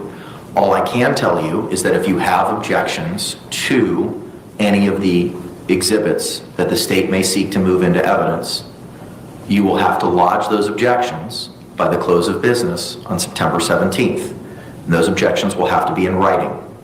If we have to have a hearing on those objections, that hearing will be held on September 26th. Okay. And if I may ask, are these being delegated or I'm being incorporated in this in order for me to be able to say yay or nay? I don't know what that means. What do you mean delegated? Are you delegating to me as you delegated everything else in regards to taking my counsel and all of your orders? You are representing yourself for the reasons that the court identified in its 16-page order. It is your responsibility, as you are representing yourself and proceeding pro se, to comply with the court's orders and deadlines. So if you have objections to any of the exhibits that the state may be seeking to offer into evidence, be it digital or physical, based on your review of those, the deadline to submit those in writing would be on September 17th. Okay, so you're making statements, so I don't have any say in it. I'm asking, I've asked you what your thoughts would be as to when. You've never provided me in a disagreement with regard to that date as of yet. You've asked questions about your motions that I haven't seen yet, your desire to have hard copies, which we addressed at the last hearing, but I'll be glad to address it again today. You have yet to tell me that that date's unacceptable for you, and if so, why? I wouldn't necessarily say unacceptable. I'm just uncomfortable with agreeing to a date when I am pro se and have never been pro se before and do not know what I'm doing. So I just want to make sure that I do it correctly and have an understanding also. Okay, these are all things that we should have thought about, right? Am I wrong? Are these not things we should have thought about with the first 5011 lawyers that she went through? If you are proposing that I go to trial within 62 days, that I know what I'm going into and what I may expect. So I didn't know if this would just be easier on everyone else if they just delegated the dates and gave me a printed copy with your order and whatever information you have? I don't know. I don't know either if you all are just proposing that because I'm incarcerated, just the dates are what you tell me. I don't know what I'm doing. I do not know what I'm doing. So I'm trying to learn as I go, which is why I'm grateful for everyone's patience. But at the same time, though, for me to accept this date and then not be able to meet it, what happens when that happens, if it should happen? I can't answer that question. Again, that would be me providing you legal advice as to what to do if something happens. I simply cannot answer that question. I'm not allowed to. Okay. Well, I'm with the court, so whatever it is that you all are trying to do in order to expedite this even more than what it's being expedited, I'm guessing I agree with September 17th. Okay, all right. Now, ma'am, I believe that takes care of all of the deadlines with regard to the state's exhibits. Now I want to address deadlines for any exhibits or witnesses that you may be seeking. I am mindful that you will be receiving the discovery today and that you have not had the opportunity to review some of the items that may be in the discovery. So how much time would you like to provide to the court the list of exhibits that you may be seeking to enter and the list of witnesses that you may be seeking to have testified in a defense should you choose to put one on? Please understand that I do not have access to a normal phone. I don't have access to a normal phone at normal hours. So I am trying to overcome the hurdle of trying to, number one, locate any of my witnesses, and then also try to communicate with them on a payphone only telephone call that I do not have regular access to and that are limited to only 15 minutes that I have to share with 62 other inmates. That is a hurdle, please, that I need for you to please take into consideration in order for me to be able to try to determine my witnesses, to determine any expert witnesses. May I ask, please, does the laptop have internet access? I'm unaware. I'm unaware if it does. To view any documents? I'm unaware. I can't answer the question that I don't have an answer to. I'm unaware if it has internet access. Whom is it that I need to speak to in order for this? We may be able to inquire of the jail representative who is appearing for the hearing this morning, and if not, the captain may be able to provide that information, but I do not know if it has internet access. May I ask your contact names from the jail? Give us 1 second. Please, and also because of the court's error of sending my information that you're referencing to the incorrect address, could you please provide me a copy of that also? What is it that you're asked? Which, the protocol, ma'am? That was what was most recently sent. I don't know. Whatever it is, the last thing that I received from you in the court was the hand delivery of the order regarding Sure. USB. I have a copy that Madam Clerk's already printed out of the protocol. We will have the deputy hand deliver that to you right after. What I did, you know. Oh, I sent it to Anita. That's why. Happy 14 months. Give me a second. I'll have Madam Clerk print that out for you right now, ma'am. Thank you. So, understanding that as of right now, you do not have hard copies, you'll be provided digital copies, and to review all this evidence, ma'am, when in time do you feel comfortable in providing the court and the state the list of your witnesses and your exhibits that you may be seeking to introduce? I'm going to go with to be determined because I just explained also, please, that I do not have access to a regular phone. I need to locate anyone. I need to do research. I don't know if I have internet access to anyone. I don't have a phone book. There's no way that I know how to do any of this without essentials and fundamental equipment in order for me to be able to provide you with those answers. I cannot promise anything because I do not know how I would be able to do any of that at this moment. I would like please to propose your understanding of a meeting that I would like to have with the captain so I can see if I can have access to a regular phone, if I can have access to an internet. Right now I have a tablet that is used for text messaging and movies and the law library that I utilize. I don't have access to the phone, I don't have access to the internet. You can certainly have those conversations with the jail representatives. But ma'am, we were on notice today to address those deadlines, and I cannot set a to-be-determined deadline at this time. I understand that there's been some delays with regard to the discovery. As I told you at the last hearing, we're moving as expeditiously as possible to get you that, and it took some time for that process to be created. That process is going to start today. Mr. Lane's here. Representative from the Orange County Jail will be here. That handoff will take place. You'll have access to that laptop with all the information today. If the defendant's not going to make a suggestion, maybe state? Sure. My suggestion would be to give her 14 days after the point that the specific evidence identified by the state to be used at trial is provided to her. So, for example, the physical evidence, which we plan on giving her the list of those physical items well in advance of September 3rd. That will just be the date that she can actually see them. But my suggestion for those physical evidence items would be September 17th, and then 14 or 15 days after whichever day we get the specific list of digital evidence items to her, would be our suggestion. Okay. Ma'am, are you amenable to that? That would 14 days after you've had the opportunity to review the digital evidence, and 14 days after you've reviewed the physical evidence to provide your exhibit lists. I don't feel comfortable with any of this. I don't have the same opportunities as the state or any attorneys prior. So I feel that you all are pressuring me and forcing me into these dates which I may not be able to meet or exceed.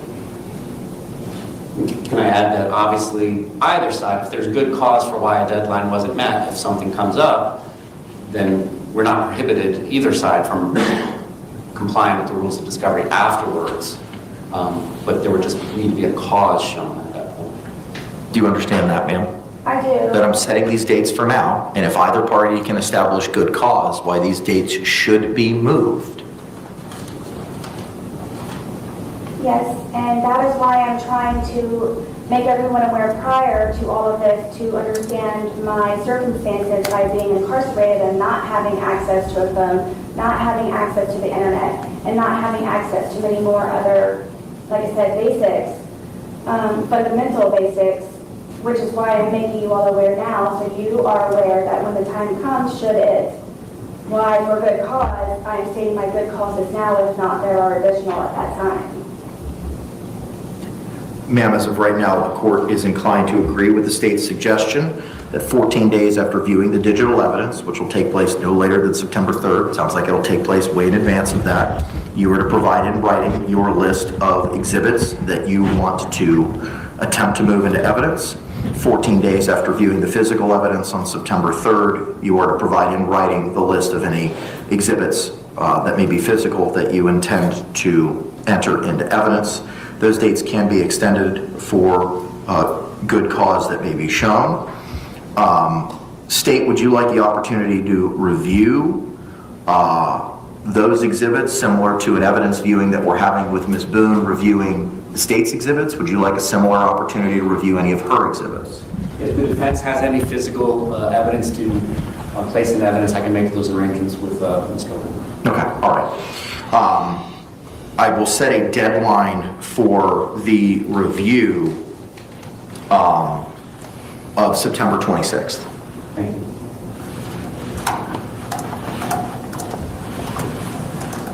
Is the review that you're speaking of, please, for my exhibits and witness list? That is correct.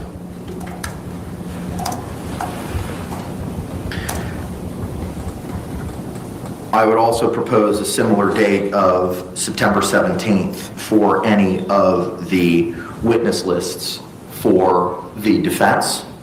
And Mr. J, would you be in a position by the 1st of September to provide any witness lists for the state? She should have the witness list in the discovery that's being provided. As far as the order and the list of witnesses that we're going to call at trial, we will get in that ahead of 9/3. Okay, all right. So the deadline for the state's production of the witness list will be September 3, no later than, and September 17th for Ms. Boone. Ma'am, similar to the objections to any discovery, that'll have to be in writing as to who it is that you may be calling as a defense witness. And you'll have to provide that to the court in writing by September 17th. Yes. And if I may ask, please, what you're typing, is that for an order or for today's proceeding? It is for an order, which you will be given a copy of. It may not be able to be hand-delivered to you, ma'am, because I'm going to have to move some stuff around based on my scratch notes here, but at a minimum, it would be mailed to your proper address. Due to that clerical error, that will not be an issue. Wonderful, thank you. Okay, I think that addresses all the issues with regard to production and hearings on any objections. Anything else from the state that you believe we need to address from a scheduling concept? We're good with the scheduling concepts. Thank you, Judge. Thank you. Ma'am, do you have any questions with regard to the scheduling concepts or deadlines that we've addressed this morning? Other than what I have made known to the court, I do not. Okay. Bruce, can you see This is if going to be... Mr. Sergeant Casey's here? He is here? Your Honor. All right, very good. Sir, could you come on up, please? Madam Clerk's going to go ahead and swear you in. This is going to be a train wreck, this trial. You can stay to the podium, sir. No, just the podium, Sergeant. Still everybody see welcome? If you could raise your right hand, Madam Clerk's going to go ahead and swear you in.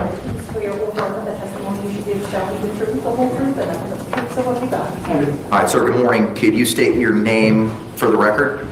Sergeant Casey. And what's your position at the Orange County Jail? Sergeant. And what are your duties and responsibilities, sir?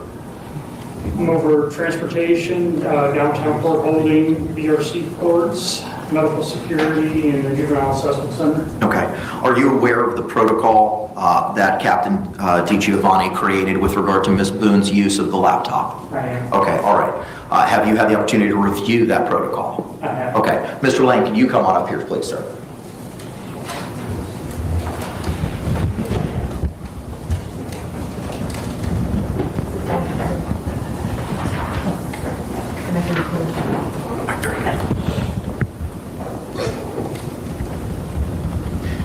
Sir, good morning. Could you raise your right hand? Madam Clerk's going to swear you in. You swear or affirm the testimony you give shall be the truth, the whole truth, and nothing but the truth, so help you God. I do. All right, sir, good morning. Could you state your name for the record for me? Billy Lane. And what's your affiliation with Prison Break Investigations? I'm the owner and chief investigator. All right, sir, last time I saw you, I had tasked you with digitizing 2 banker's boxes of information, and you said that you would endeavor to accomplish that task by today, understanding that you were out of town for your son's wedding. I hope you had a great time. Were you able to fulfill that task, sir? Yes, sir. Okay. How many jump drives or drives do you have? Of the digitized information, there's one of those. This drive here is a copy of all digital discovery that I have in my possession from this Boone for the court's needs if they wish to facilitate that through the, figure it'd be easier to facilitate it now through the jail than me trying to bring it in myself. That's exactly my thought. So you've shown to me, sir, a small thumb-sized USB jump drive. That USB jump drive is the information that was contained in the 2 bankers boxes, correct?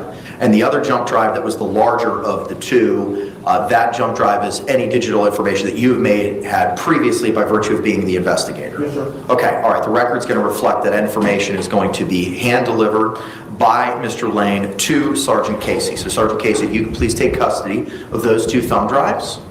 And I'm going to ask you, sir, to comply with the terms of the protocol, to have those added to the laptop and be available for Ms. Boone's use today once she's returned to the Orange County Jail. Do you have any questions for Mr. Casey? No, Your Honor. Okay, sir, thank you very much. If you could proceed with that task, I appreciate you. Thank you. Mr. Lane, you took custody with you, sir, as well. Well, before you leave, Sergeant Casey, state, do you have any questions for him? No, Your Honor. All right, ma'am, do you have any questions for Sergeant Casey regarding his compliance with the protocol is provided to be by the captain of the jail.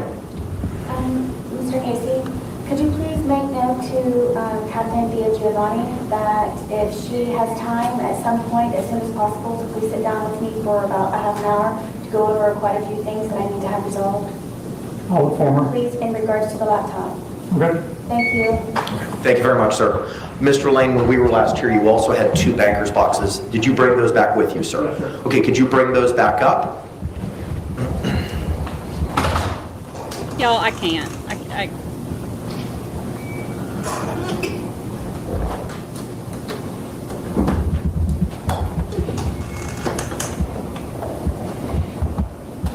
I do see it looks like the original exhibit tags are still on the top of those.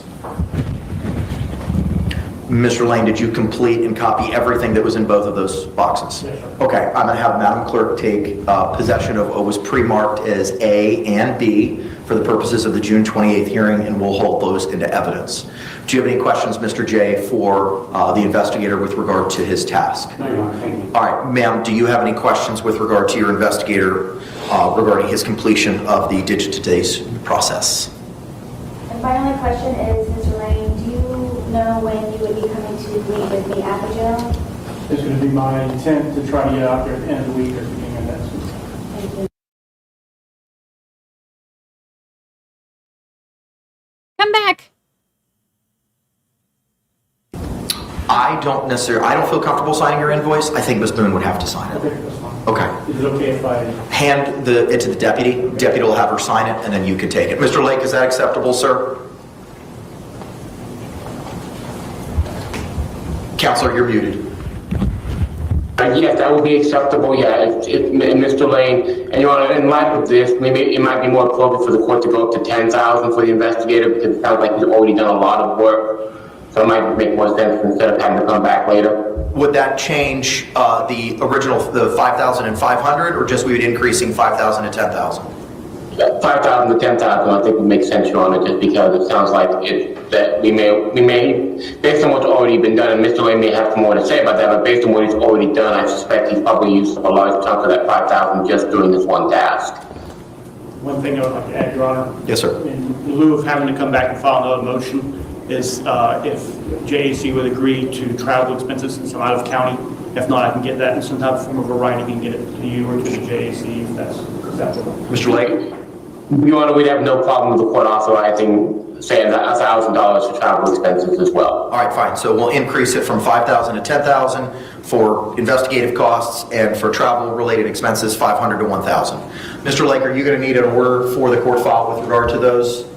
We would, Your Honor. Okay, could you submit that? Yes, Your Honor, we will prepare the order and submit it. All right, very good. Just send it to Ms. Barrios, so I believe you have her contact information. Yes, Your Honor. All right, very good. Thank you, sir. Mr. Lake, thank you so much, sir. Yes, sir. All right. Judge Payne, Yes, ma'am. forgive me. What is his name, please? That's Christian Lake. He is an attorney associated with the JAC, the Judicial Administrative Commission, regarding costs for indigent defendants. Okay, so the way that he just said the title is a lot more eloquent than me saying that's the budget dude, but same thing. All right, state from a scheduling perspective or the protocol, which I know I filed a notice of filing of, I'm sure you've had the opportunity to review it. Anything else we need to address from that? We're good on scheduling, Your Honor. Okay, thank you. Ma'am, anything else we need to address regarding scheduling or the protocol other than what you've already addressed this morning? Will my investigator be present at anything for and with me? I can't speak to for or anything, but based on what we discussed today, your investigator will be there for the digital review, which will take place no later than September 3rd. Okay, yes, I would like to have some type of witness from He will be the site there. also. He will be there. Mr. J is going to be recording the conversation as he identified previously. Thank you. Now, ma'am, you made reference to some motions that you may have brought with you this morning. Yes, please. All right, if you could hand those to the deputy. Oh Lord, what now? Also, to the extent that the deputy has not already done so, I printed out a copy of the July 24th, 2024 protocol regarding your use of the laptop at the jail. And I'm going to ask the courtroom deputy to please hand deliver a copy of that to you. It was mailed to you, it was read to you at the last hearing, but now you have a physical copy of it, ma'am, to the extent one was not already provided to you. Oh yes, I have not received this yet. Okay. And then also there was another printout that she was going to provide me with, which I believe was a memorandum for today's dates. I haven't, she being who, the captain? No, I'm not sure her name. Oh, Madam Clerk, no, the only thing she's printed out for you right now, ma'am, is that protocol. I'm going to be finalizing the order, and like I said, I may be able to finish it before we're done with the hearing, and I'll hand deliver it to you. If I cannot, it'll be mailed to you. Yes, I understand. It was regards to another document proposing the dates for today's hearing. And I guess it was some type of notice. That's what, please, that she was going to print out to give to me, so I have that. Okay. Mary? I did not receive that, nor did I receive this protocol list. As to everything that was being discussed, can you print out a copy of it for us as well? It should be in the court file. All right, ma'am, let me take a moment to review your motions. Give me a moment here. Thank you.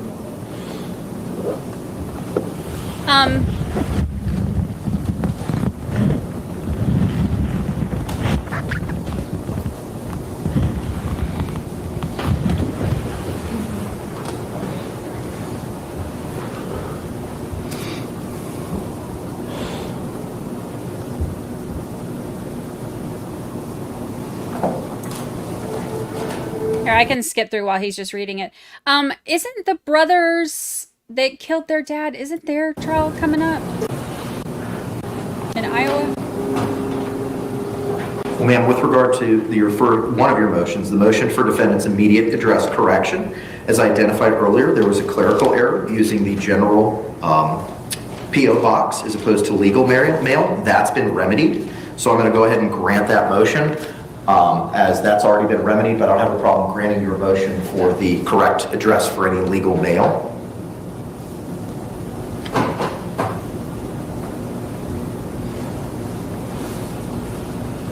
It was like Alec and Nathan something in Iowa. Hold on, let me look.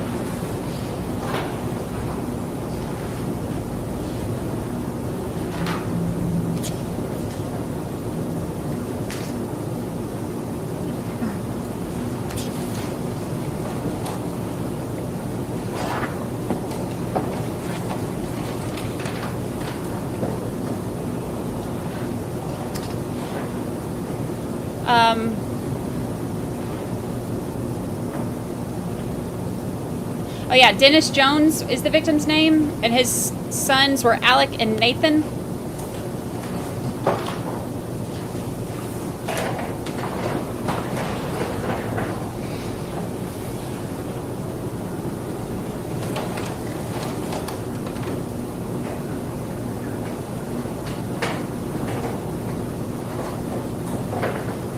Somebody sent something to me on that and said they were doing a speedy trial. Hold on, let me look it up. Oh, I can speed through this while he's reading. Mr. J, if you want to approach, sir, to review the hand-delivered motions, it is the motions for defendant's reasonable freedom and movement by allowing her to be unshackled, unhandcuffed, to function equally and comfortably while utilizing the courtroom. The second motion is the motion for defendant to lawfully receive, review, utilize the original hard copy discovery, parentheses, 2 boxes, -A, B, parentheses, submitted to the court by former attorney, parentheses, S, and parentheses, on June 28, 2024, Yeah, we for watched that preparation this of morning. trial in her criminal case. Just review those, counselor, and just let me know when you're ready to address them. Your Honor, in regards to the first motion, we need to notice the Sheriff's Office, who is in charge of courtroom security. So we're not able to address that today unless they're allowed. I don't know if you're able to contact the person that's in charge of that today. Otherwise, we would need a separate day for that motion. Okay. As far as the second motion, it's completely up to the defendant. We have no standing to say anything about it. If she wants to have her documentary discovery in hard copy form, that's between whoever and whoever, but not the state of Florida. Okay, all right, I appreciate that, sir. Ma'am, with regard to your request for discovery, or the hard copy discovery, you've advised me multiple times seeking to use a laptop. I have written correspondence from you asking for a laptop. That laptop is being provided. At the last hearing, you advised that you wanted hard copies. You've also advised me that you live in the female dormitory, you have limited to no privacy, and you have nowhere to store anything. You have a small drawer to keep personal effects, and that's it. There's nowhere, is my understanding, in communications with the captain, to place this information. There's nowhere to house it. There's nowhere to store it. You do not have, by your own admission, any place to place it. Is that your understanding now? Are you asking me? No, those are just statements that I know that are in the court file that you've made. You've written letters requesting a laptop. That's been provided to you. I've never... You have written letters, ma'am, specifically asking for a laptop. Do you know what the date of that is? Without me going through all the correspondence. But when we have our hearing on the issue of the your motion for freedom and movement, well, I'll notice the sheriff and we'll try to set that up for this week so that it can be done expeditiously. Okay. We can address that at that time. But the jail has advised me they have no place to store this information, these hard copies. You've advised me you have no privacy and nowhere to place them. So I'm not saying no, but I don't know how I can facilitate this for you when you do not have a place to store it, and the jail does not have a place to store it. We have an entire property department for all of the inmates on the entire compound. I've been given permission also by Sergeant. Who? Corporal Ward, Sergeant Dunn, Sergeant DeJesus, have the understanding that I have been forced to represent myself as pro se and have temporarily given me a property bag where I can store additional case documents at my bunk. Help me understand, please, for future reference, so I know how to approach. By my statements that I have made to you, questions were not asked in order for you to come to the conclusion that you are coming to that I did not want my hard copy. I was never formally asked by you to see if I wanted my hard copy discovery. I would believe it was the court's understanding, the judge's understanding, that it should automatically be allowed to give to me. My understanding and trying to explain to you also, so you have an understanding, is my limited restricted access to the laptop is from 8 to 4. I, with 62 days left in order to defend myself in preparation for trial, would like to close that laptop at 4 p.m. and then pick up the discovery hard copy in the 2 boxes that I have. I haven't spoken to the captain yet. I just now received the protocol for the laptop. I know that you had mentioned it to me the last time that we met with one another.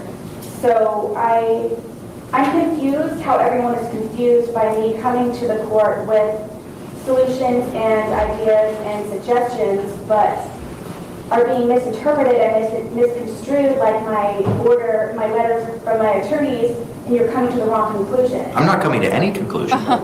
The process was created, and I'm just reciting what you've said to me at prior hearings, ma'am. That's all I'm doing. You've told me you have limited space.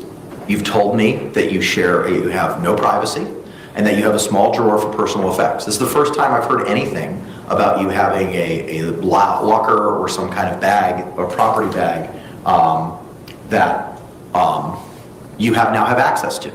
That wasn't addressed at our last hearing. This is the first time I'm hearing about it. So I'm not drawing any improper conclusions, as I identified for you with the process. The jail created this process. It was something that they put together. And as I told you, we worked diligently to move forward to get with the jail to have this done. There's no nefariousness here. There's no undermining. There's nothing along those lines. I want you to have this information. And as I addressed at the last hearing, I could not copy it. I can't look at it. I can't look at what's in those 2 bankers' boxes. Ms. Barrios cannot. No one associated with my office can look at it. We had to use your investigator to do that. And what the jail has advised me is that they were not in a position to take both those bankers' boxes because of space and potential hazards. Now, if something has changed and the captain advises me that You can have those documents. I don't have a problem with you having them. But what I've been advised, as identified in that protocol, is to how and when you can have access to the information. And unfortunately, it wasn't in physical form, it was in digital form. And that was the process that the jail created. They are aware it's 2 bankers' boxes. They're aware of what the information is. Everything has been out in the open to address your concerns and how to facilitate getting this information to you. No one's withholding anything. No one's trying to hide the ball. My opinion differs. My opinion differs. I was never asked anything. Just like my letters to you prior to you forfeiting my right to counsel, I was never asked anything in order for you to have a better understanding. Ma'am, I'm not going to revisit that. I am not, you never asked me in regards to the hard copy. Hang on, yes. How quickly can we have an evidentiary hearing with the captain or whomever we need? My understanding is she's on vacation this week. Okay. So, which is why Sergeant Casey was here, because Captain DiGiovanni is on vacation. And I cannot recall off the top of my head when she's set to return. She's set to return on the 12th. So, if the document, what would be the process? Because it's marked, tagged, and in evidence, so there would need to be a motion to get it released from evidence. I mean, I would entertain an or tennis motion to have it released from evidence. The concern as, and Mr. J, this is the first time I had the opportunity to discuss this case with you. I know I've been dealing with Mr. Cacciatore. We had a hearing, and I'm sure you're versed on this, but let me just kind of bring you up to speed. We had a hearing in June, and at that point in time, I forfeited Ms. Boone's right to an attorney based on her conduct and alternatively a waiver, and I'm sure you've read it. Thereafter, the court endeavored to figure out how to get those 2 bankers' boxes that Ms. Cashman had provided to the court at that hearing in Ms. Boone's possession. It took time for the jail to come up with a policy and a procedure for that to happen. I was advised by the captain that they could not take custody or possession of those 2 bankers' boxes because of A, storage, and B, because of the hazard. Now, if the jail's in a position to revise that by virtue of Ms. Boone identifying a property bag or something that may be available for her use, I am 100% on board. If the jail says, yeah, we can facilitate and make that happen, her getting that information. I'm just traveling with what I've been provided, and the protocol that was provided to me that's been filed in the court file was not inclusive of providing her hard copies. I understand. I'm just trying to find a solution. So Same. If she moves Ori Tennis to release those 2 exhibits to her investigator, then perhaps he can try and get them released to her. And if he cannot, then it sounds like on the 12th we can revisit this when the captain's back. I think I don't know if she returns on the 12th or that's when her vacation ends. It's a Monday, so I'm assuming she'll be back, but I don't want to make any affirmative statements on that. I don't have a problem. Mr. Lade's had this discovery. I don't have a problem with him taking custody of it again. And if he's able to deliver it to the jail and they allow it to be released to Ms. Boone, I don't have a problem with that. I have no problem with it. I'm just traveling on what the jail has advised the court in the creation of this process. Okay, so if she wants to Ori Tennis, which means oral motion, move to release those 2 exhibits, the state has no objection, and it sounds like if Mr. Lane can't get them to her, we'll be able to revisit this in the near time future. Yes. Just so that she's advised. So I don't want to ask her, but perhaps the court can ask her that question. Ma'am, the state has recommended a position in an attempt to get you these hard copies. Is that something that you would like the court to, would you like to follow with the state's suggestion and ask of that of the court orally this morning? I'm not understanding what it is that he's trying to do. May I please propose that the hard copies go to Mr. Lane, and then once I have permission by the captain and whomever, he can release them to me? Granted. No objection to her motion. Okay. Mr. Lane, thank you for staying, sir. I appreciate you. If you could come back up here, sir, and take custody of both of those bankers' boxes. I will have Ms. Barrios coordinate a hearing for the 13th at 8:45. Why not? We cannot do it the 13th because it's pre-trial. You're correct. We will have a hearing on August 14th, if necessary, on Wednesday, August 14th at 1:30, if we need to address the jail's position in taking hard copies if Mr. Lane's unable to have it delivered. And Mr. Lane, you had advised earlier when Ms. Boone had inquired of you as to when you might be able to go visit her. You said the end of this week or by next week. If when you go to visit her by the end of this week or next week, bring that with you and see if the jail would be in a position to take it. If they are, I'm going to ask you to file a similar notice, sir, that that information was provided to the jail on what date and to whom. Okay? All right, thank you. Your Honor? Yes, ma'am. What would the hearing be for on the 14th then, for the jail taking? The hearing on the 14th, ma'am, would be if Mr. Lane is unable to have the jail take physical custody of those 2 boxes for your review outside of the laptop, we would have a hearing to address what, if any, protocols the jail may be able to utilize in you having those documents. It may not be necessary. We're going to go ahead and set it. If we need it, if we don't need it, we will not have a hearing. Thank you. And then so there would not be needing to be made an updated evidence control sheet right now. It has been passed to Mr. Lane. As of right now, the court minutes are going to reflect that what was pre-marked as A and B from the June 28th hearing is being provided to Mr. Lane. Thank you. Okay. With regard to your reasonable freedom motion, I'm going to set that for this Friday. Is the state available at 8:45 on Friday? 8:45 on Friday. Oh, that is the 9th, ma'am. We got Karen Reed Friday too.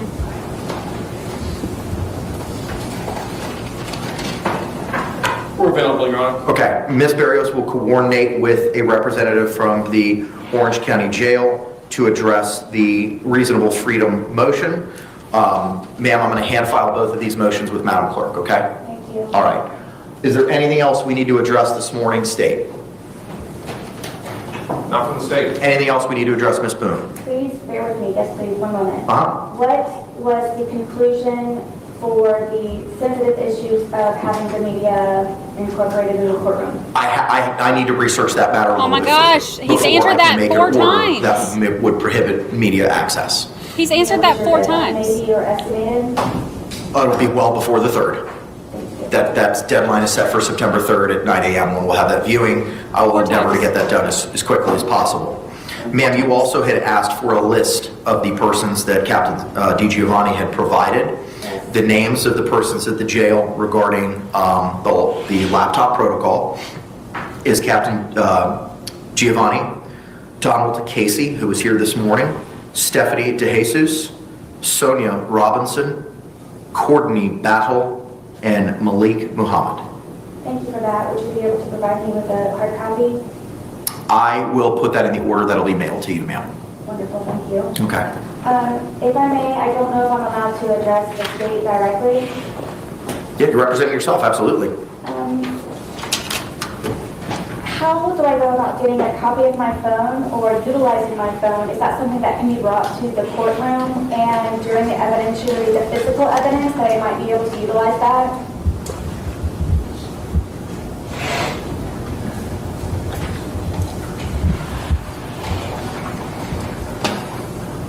So my understanding is there was an imaging done of your phone with software called CellRite, and that is part of the digital discovery that has been provided to you. If you are talking about the physical device being re-examined by your own expert, then you would need to find and retain your own expert to do that without giving you legal advice or suggesting that he is the person to hire. I know that defense attorneys in this area hire somebody named Richard Connor, C-O-N-N-O-R, and then that will be between you and the KAC and him, whether or not he wishes to work for you and at what rate, so on and so forth. And then that examination would be done by him, with us being present if we want to be present. Yes, I have reviewed, I believe, 2 or 3 different thumb drives were given to me at one point, where I researched all of them extensively, also included with Mr. Lane, and it is nothing of use. It's primarily cookies and history and so forth. So that's why I don't understand who it is, a legal expert that can give me a near download of my entire phone in regards to videos and pictures and contacts. I could probably supply a witness list sooner than later if I were to have accessibility to my phone in regards to my contacts. That's why I didn't know if it would be allowed to have my phone physically here in the presence of everyone, including law enforcement, to be able to physically look at my phone and go through it and to see what I can extract myself while here in the courtroom before trying to figure out how to locate and contact an expert to download all of that to receive. So all that information should have been downloaded, and I'm not sure what has been provided to you, but we will be double checking that. It has not been provided. Yeah, your contact information, all the videos and photographs, everything on your phone should have been downloaded. And what you may have reviewed is just a PDF file called the timeline, but there is additional data there, and we will make sure you have that. And then when it comes time to our digital evidence deadline, which I hope to exceed well before 9/3, we will be identifying which portions of it is of your phone, if any, that we seek to introduce at trial. So it may be texts from December 2nd, 2019, whatever it is. We will identify those pages, we will identify those files, because obviously your entire phone, however many gigabytes it is not going to just come into evidence, because like you said, there's so much of it would be not relevant. Yes, thank you. So you all have already had access to my phone and have researched it fully? We're not going to talk about our work product. I'm telling you what, based on my experience from other phone examinations is, all that information should be there. And it's typically presented in two different fashions. One is a large PDF, typically hundreds of thousands of pages, depending on how much you use your phone every day. And then there's a separate big digital image file that is read with what's called a UFED reader, and then that is where you can go in and look at everything. Yes, sir, thank you. I've not seen any of that. We were going to make sure that that is taken care of. And that, just as clarification from the court perspective, is that something that would have been provided in discovery to prior counsels? Yes. Okay, then ma'am, as Ms. Cashman identified, she had everything. It's already been digitized for you, and to the extent you're able to have the hard copies, it'll be provided to you. So you'll have access to all that information today when you return to the jail. Yes, thank you. None of it was gone over in any way, shape, or form with Ms. Cashman or any prior. So this would be a milestone, an epic milestone for me to be able to finally do that. So now if I don't have what I need or I'm looking for, how do I go about, I know you all can't tell me because of legal matters, but do I need to write a motion? I don't know what I need to do in order to finally get a copy near download of my phone. If it could be brought to you for physical, with the other physical. So again, that is going to be something that requires an expert. And then if you get a defense expert, and the JAC pays for it, then we make arrangements to meet with that expert. That expert will have the opportunity to image your entire phone just as we did, and you all can work with that image. And you're going to be, if you don't already, on those thumb drives that Mr. Lane has, if you don't already have the full extraction and not just the PDF timeline of your phone, we're going to make sure that that is provided. Okay, so that is not able to be included in the other physical evidence that you all are supplying?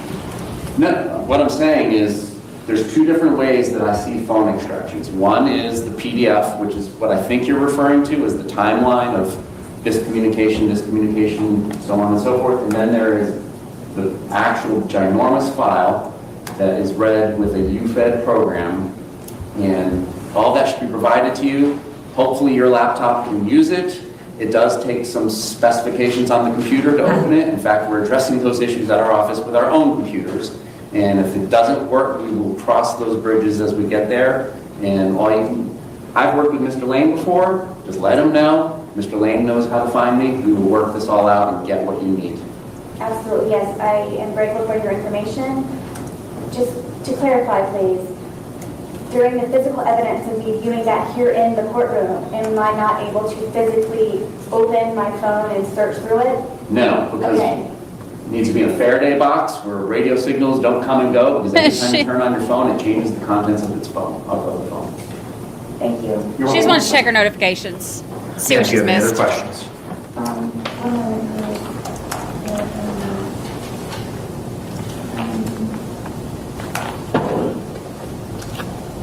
Okay, so everyone is aware that I'm in the process of trying to talk to the captain in handcuffs. Okay. Your Honor? Yes, ma'am. I believe I am okay for right now. You and I do not have a direct way of communication, and I didn't know. Another big hurdle is if the laptop has internet access where I don't know if emailing or messaging or whatever, however it is that you and I can communicate.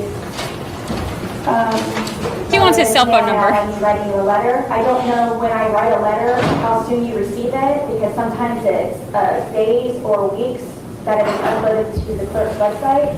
Do you have a general time frame of when you actually know of something? Because you already have my address correction, but I don't believe updated. Well, it's been updated now. No, I mean on the clerk's website. I can't speak to what's on the clerk's website. I know for the purposes of my records and getting information to you, that clerical error has been remedied. Do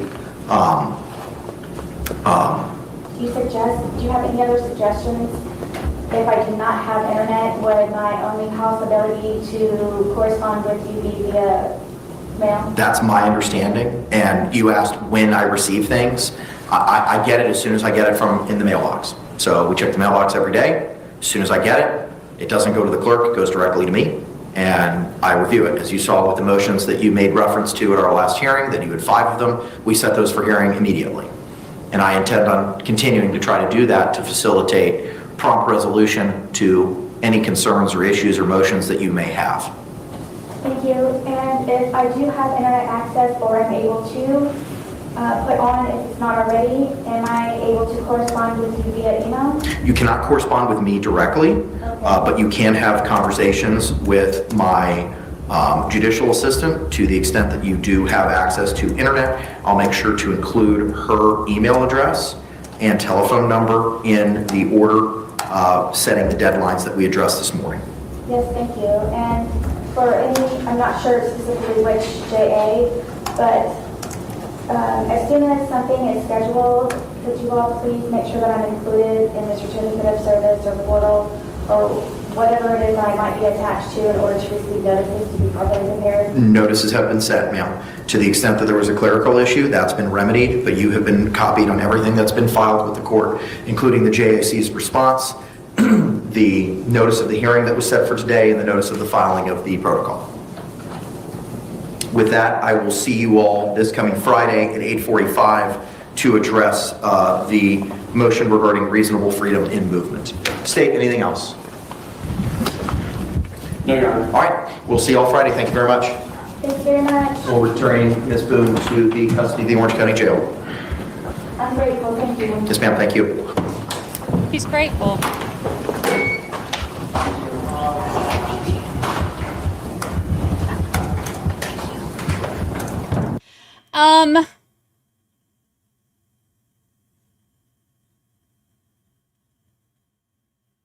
Interesting.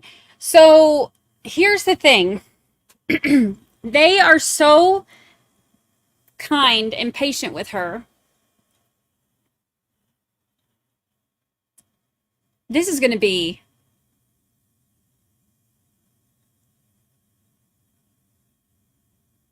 she wants a judge to put minutes on her track phone so they can. Oh, okay. Let's just. Oh, I have nothing. I have nothing. Interesting. He is a patient man. But you know what, though? You know what, though? So was, well, okay, she wasn't a patient man. She was a patient woman. Daryl Brooks' judge, Judge Dar, she was also very patient. I think that those are the ones that they have to have for these, because they have to have the ones that are not going to jump over the, oh gosh, it's going to be, I'm going to have to go in person. I'm going to have to go in person.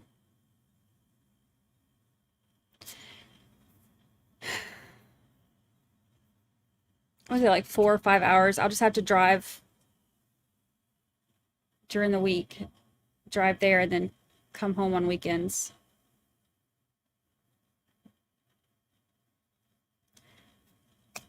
I don't know how I could not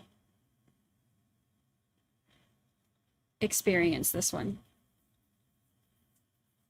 They're doing a great job though, because I don't have the patience for that. They are much better people than me. I would be like, bruh, we already addressed that 3 times. I think the only thing they're going to kick out the media for is the evidentiary hearing. Everything else will be open.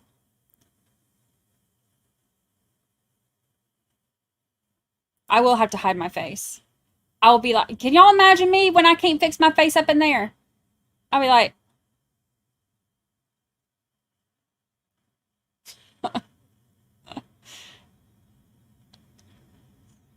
what a train wreck. DSN gifted membership. Thank you, thank you, thank you. Thank you, thank you. Melissa, travel fund for court. Thank you, thank you. Like, part of me wants to stream it, but then part of me is like, you can't not be there in person. This is historical. You have to go and see this. Because how, like, because I want to watch her the entire time. The entire time. Her and the jury. Oh my gosh. I have to go because I need to see the jury's reaction to her. Yeah, I'm going to go. I got to go. I have to go. I'll make it work. I have to go. I need to see how the jury's going to react to her. Sherry D, Sarah Boone Travel Fund. Thank you, thank you. Thank you, thank you. I got to go. I got to taste the biscuit, right? I have to see how they look at her.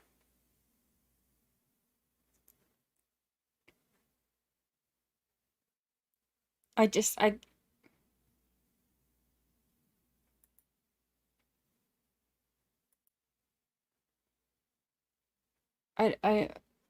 oh, Lord of mercy. Lord of mercy. I watched a day of Daryl Brooks coverage by Lorino, and he thought the judge was too patient and wasn't strong enough to stop his nonsense. She was very patient. Much more than I could have been. I think I might have to go because I think I'm going to cover it on the podcast. It won't be like a super long, in-depth thing like I did with Karen Reed, but it'll probably be maybe, I don't know, however many episodes. I might do like 5 or 6 episodes on it, something like that. Enough to cover all of the train wreck that it's been up to the point and then while I'm at trial. Because I feel like I need to see the jury's reaction to her. And while I would love to stream it, I think it's worth spending the money and just going. Because it really is going to be a learning experience. What a wild...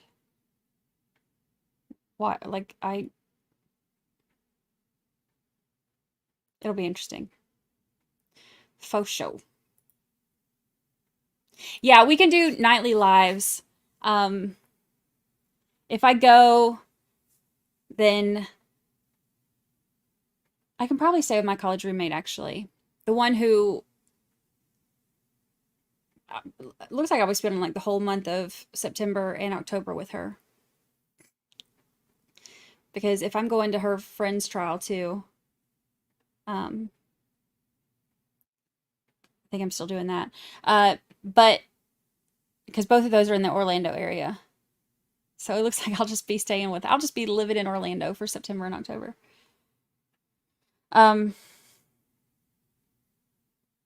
But then in the evenings, I can do a live and take notes while I'm in there and give you all the scoop on the juror stuff while it's happening. I just need to see it. Learning experience. And I got my media credentials now. Sherry D, new member, welcome, welcome, welcome. Welcome, welcome. What a crazy day. The whole gallery will be faces I know. You know, that's how it was when I went to Charlie Adelson. It was like me and well, there was different people there on different days, but Julia Janae was there, and Joel from Surviving the Survivor, and Fancy Fiction, and Patty's Playhouse, and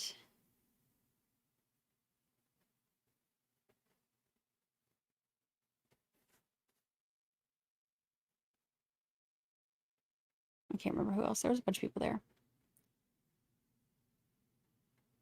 And of course, Sunny.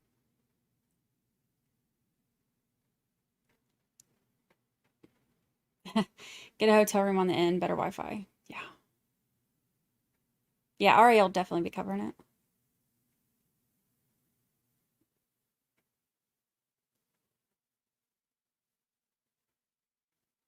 Am I going to Donna Adelson? I don't know yet, because if the trial for my roommate's, my college roommate, if the trial for her friend is still going on, I might do that one, because everybody's doing the Adelson one. Oh yeah, Katie Cool Lady was there. Yep, super sweet, super sweet. Steinbeck was there. Yep.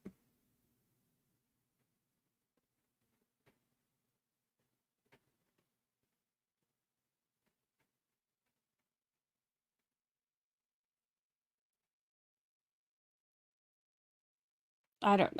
Do you think we'll wear a dress for trial? I don't know. It'll be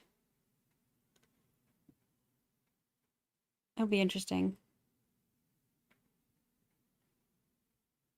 It was so much fun seeing you on TV in court during Charlie Adelson's trial. It's so funny because when you see me, every time it showed me, I am staring down the jurors. I was watching their reactions the entire time. That's what I was super interested in. The whole reason I wanted to go was I wanted to see, well, when Charlie testified, I wanted to see that in person too and see his body language and stuff. But I really was interested in the jury reactions. And I'm so glad that I did, because the one juror who ended up being the problem child, the one who called the defense after and all that, the bobblehead juror, he was so overly animated. He made it very, very clear what side he was on. And to the point where anytime anybody said anything bad about Charlie or anything, he was like, how dare they? And then anytime they would, like, if defense was up there and they were saying something like to defend Charlie, he was like, it was bizarre. Bizarre. I wish they could film that kind of stuff. I know that they can't. But because when I show you these things, it looks like I'm exaggerating, and I'm not. Like that, the way that I just did my facial expressions to explain how he was doing it, that is not me exaggerating. That is what he was doing. Like, y'all think I can't fix my face? This fella makes me look like I don't know what kind of, who doesn't show facial expressions? I don't know. Makes me look like,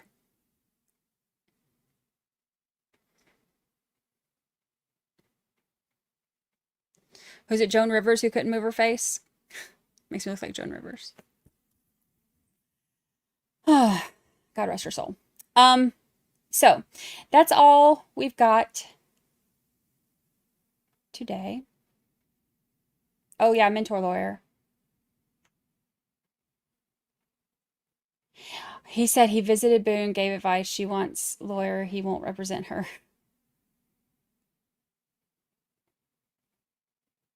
Lord of mercy. With the video evidence alone, she would be a fool if she didn't take a plea. How is she not going to take... What do you think is your best outcome here? Sister, you don't even know...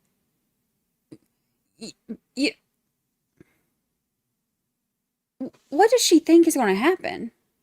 What does she...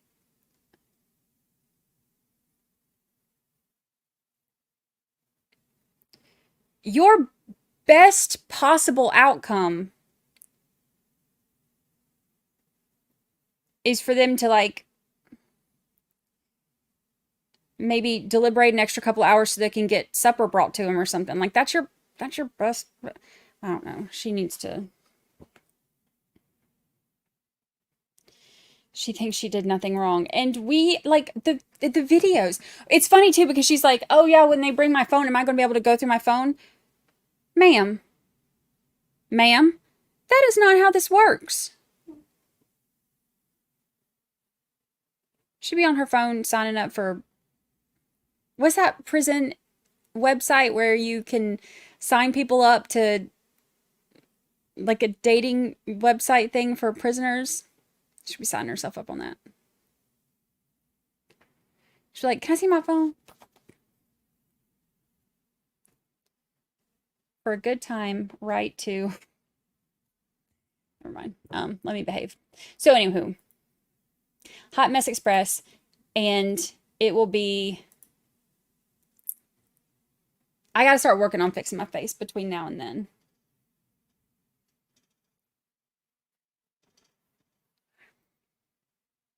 If the cameras do catch me and y'all see me and I'm going, just know I tried my best.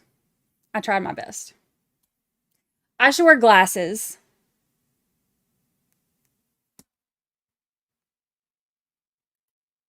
And a face mask. That'll fix my face. Someone said to wear your brows. No, because then it'll be even more pronounced when I'm like... It'll be so bad. Oh! How is she going to handle jury selection? Y'all. Oh my gosh. That's going to be... Oh, Lord of mercy. She's... Oh, gracious alive.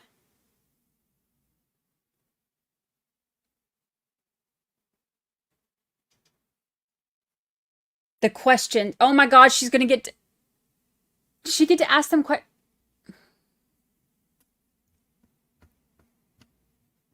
I might have to go for jury selection too. Oh, gracious alive. Just wear your hair down and do a hair fort. I think that's my best bet.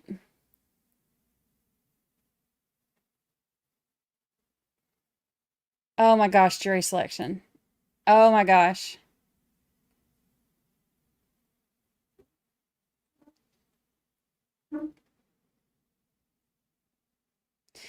Can you imagine her cross-examining the witnesses? Oh, this is going to be...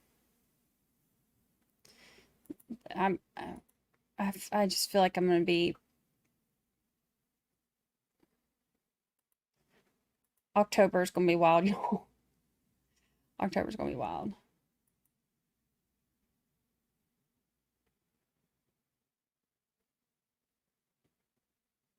Should be asking each juror the same question 10 times. Excuse me, I just don't feel comfortable with you. You're dismissed. Oh wait, where'd that go? Bring a fan and pretend you're menopausal, hide behind it. I actually am. The treatment sent me into early menopause. So technically I am. It's not as bad now as it was. Did y'all know that, first of all, did y'all know that menopause lasts like years? That's BS. That's stupid. When my oncologist told me that, that the treatment was sending me into early menopause, I was like, all right, whatever. I'm already like half dead. So, just throw on one more thing and just get it all over with at once, No big deal. I didn't realize it lasted for like ever. I mean, not forever, but like years. I still have hot flashes. Because this was like 2020.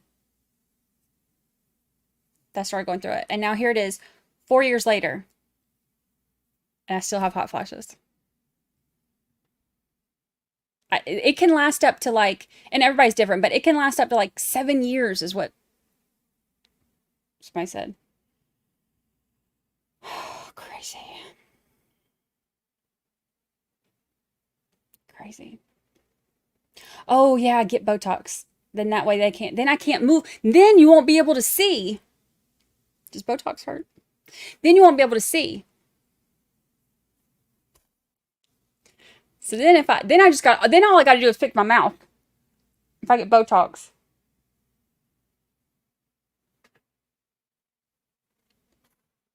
Good idea.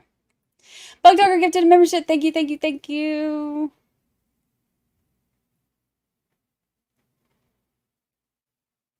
Don't get your hair done like a fort. You end up looking like the girl from The Ring. Ah, that's true. That's true. Cross-examining is going to be epic. It's going to be wild.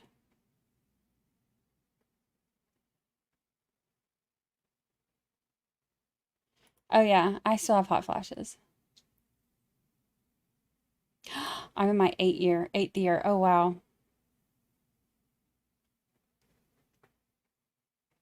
I go out with my friends usually. I didn't this week because I was sick all weekend, but I go out with my friends once a week. And when we go out, especially because I'm in Florida and it's hot down here, y'all. It's summer in Florida. So it's always hot anyway, but then when a hot flash comes on, it's like you're melting from the inside. And we went out a couple weeks ago. It was my friend's birthday and we went out and I started having a hot flash. And I was like, y'all, I'm melting from the inside. We have to get I was like, I just need to go. So we walked into like this little store. We were in, I'm not going to say where we were. Anyway, we walked into this little store and they had like the air thing blowing. And I'm like sitting there like following the air vent like this, like trying to cool off myself. Oh my gosh. It was so bad. It was so bad. I thought you said I did. My oncologist is the one that told me that my treatment was going to send me into early menopause. I am on hormone replacement therapy. I have to do that. I have like 3 different hormones that I'm taking, but I still have hot flashes. So fun.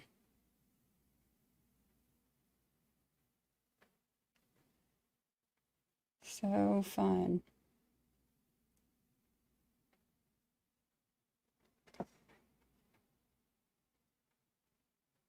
A week listen. Yes. Crazy Brandi, I'm new to you. What part of Florida are you? Welcome. Welcome. We have a house near Pensacola. I live in Indiana. I am 2 hours from Pensacola.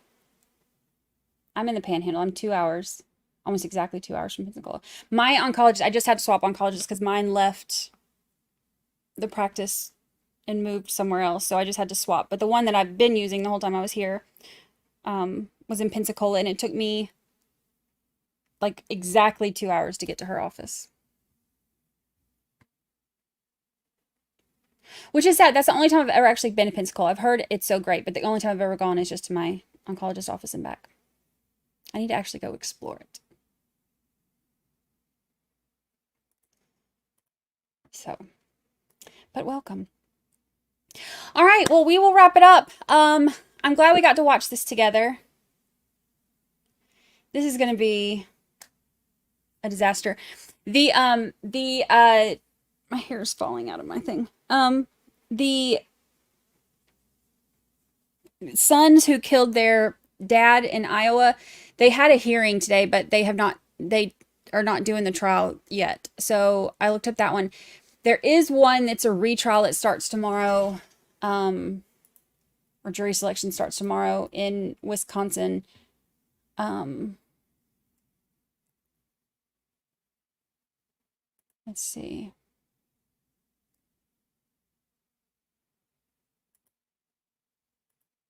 Somewhere.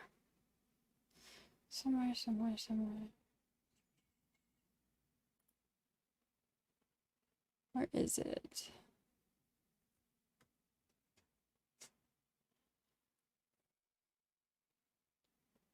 Oh, here it is.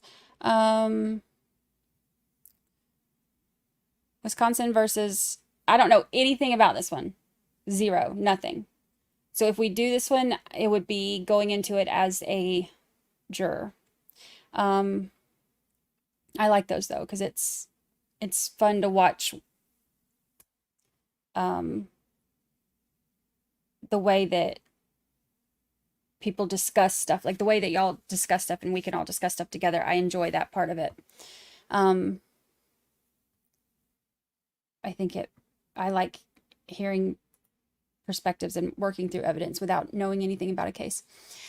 So this one, a man accused in the execution-style murders of 3 people oh God, that's sad, will face a second jury as his retrial begins on Tuesday. Naya Theo?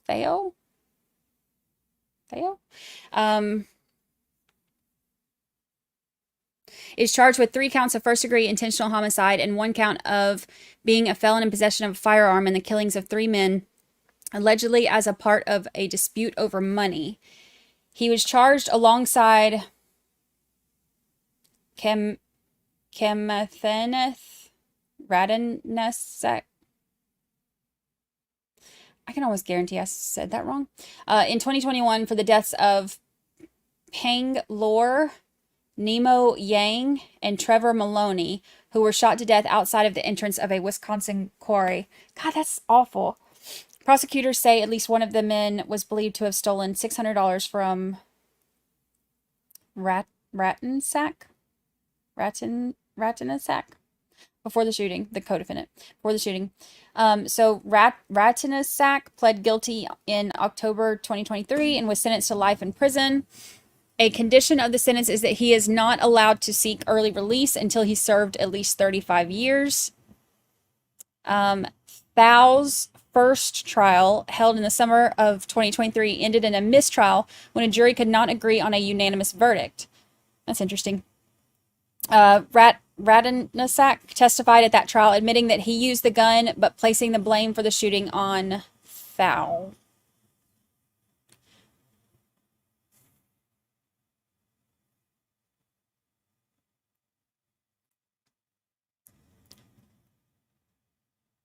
This is,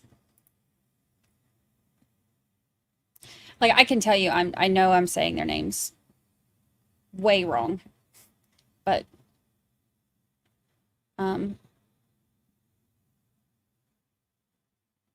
anyway, that's who it is. So that one is supposed to start tomorrow.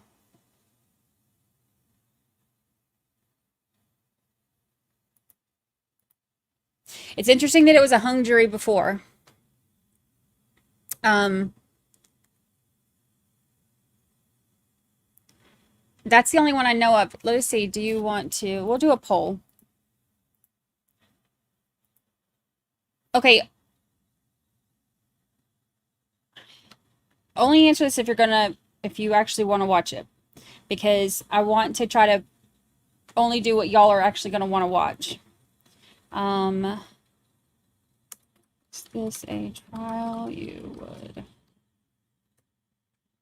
watch with us? Yes or no? Do a little poll. If this is one y'all are interested in, we can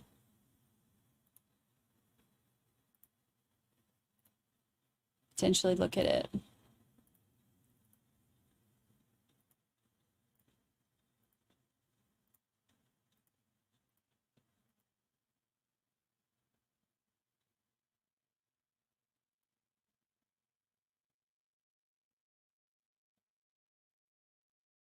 And most of you are saying yes.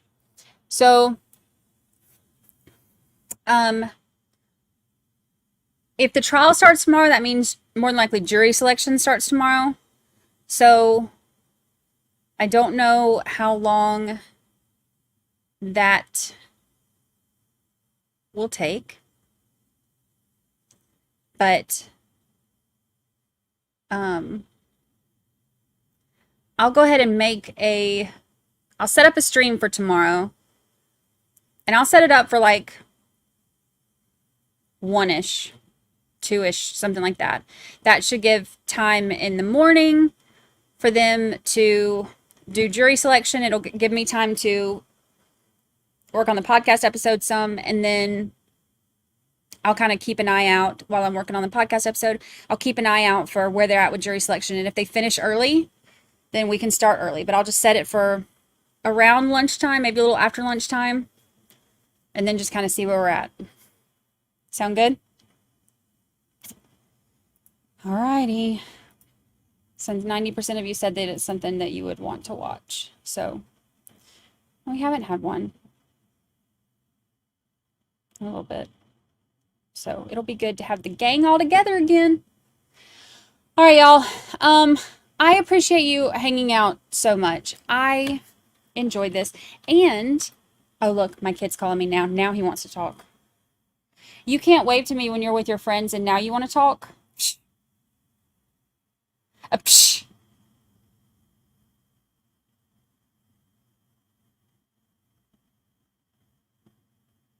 I don't remember. Sounds right. No. There's a sign in the lobby. But no, I'm not answering your questions because you are too good to wave to your mother. No, you are too good to wave to your mother.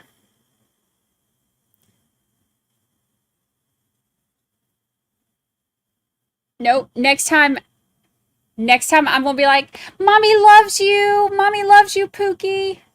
All right. Love you. Bye. Okay. Well, hold on. I'm live. I'll call you back in 5 minutes. I'm saying bye to everybody. Okay. I'll find it. Love you, Pookie. Dang. Okay, bye. How's he going to ignore me when he's outside with his friends and then want to try to call and ask me questions? No. I love that kid. I've never called him Pookie before, but I was hoping I was on speakerphone and could embarrass him, but he knows better than to put me on speakerphone. He's a good kid. I can feel his embarrassment from here. Oh, next time I'm going to totally embarrass him. Just joking. All right, y'all. I will see you tomorrow. I will get the stream set up as soon as I finish here. As soon as we log off, I will set the stream up for tomorrow, and then I'll just kind of keep an eye on it tomorrow morning. If they do finish early, then we can start a little bit early. If not, if they don't finish tomorrow, then we'll just keep an eye on it for the next day. Sound good? And then Friday, we will take a break from the trial to watch the hearing live, and then we can just speed trial to catch up. All right. It's a plan. The gang's all together again. All right, y'all. Thank you for hanging out. Thank you so much. Please hit the like button if you haven't already. I appreciate you hanging out. I appreciate you going on, like, pausing everything to go on a field trip with me and going to see the sunset. So I love y'all, and I will see you tomorrow.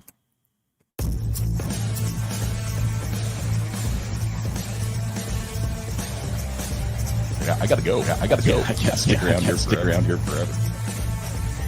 was wonderful. Everybody behaved. Everybody's always so nice to me. Just love your channel.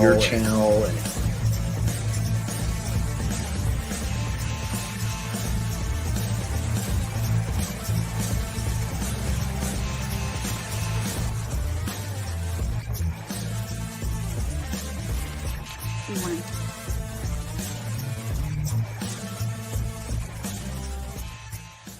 Goodbye, good people. Now, how the heck do I get out of here?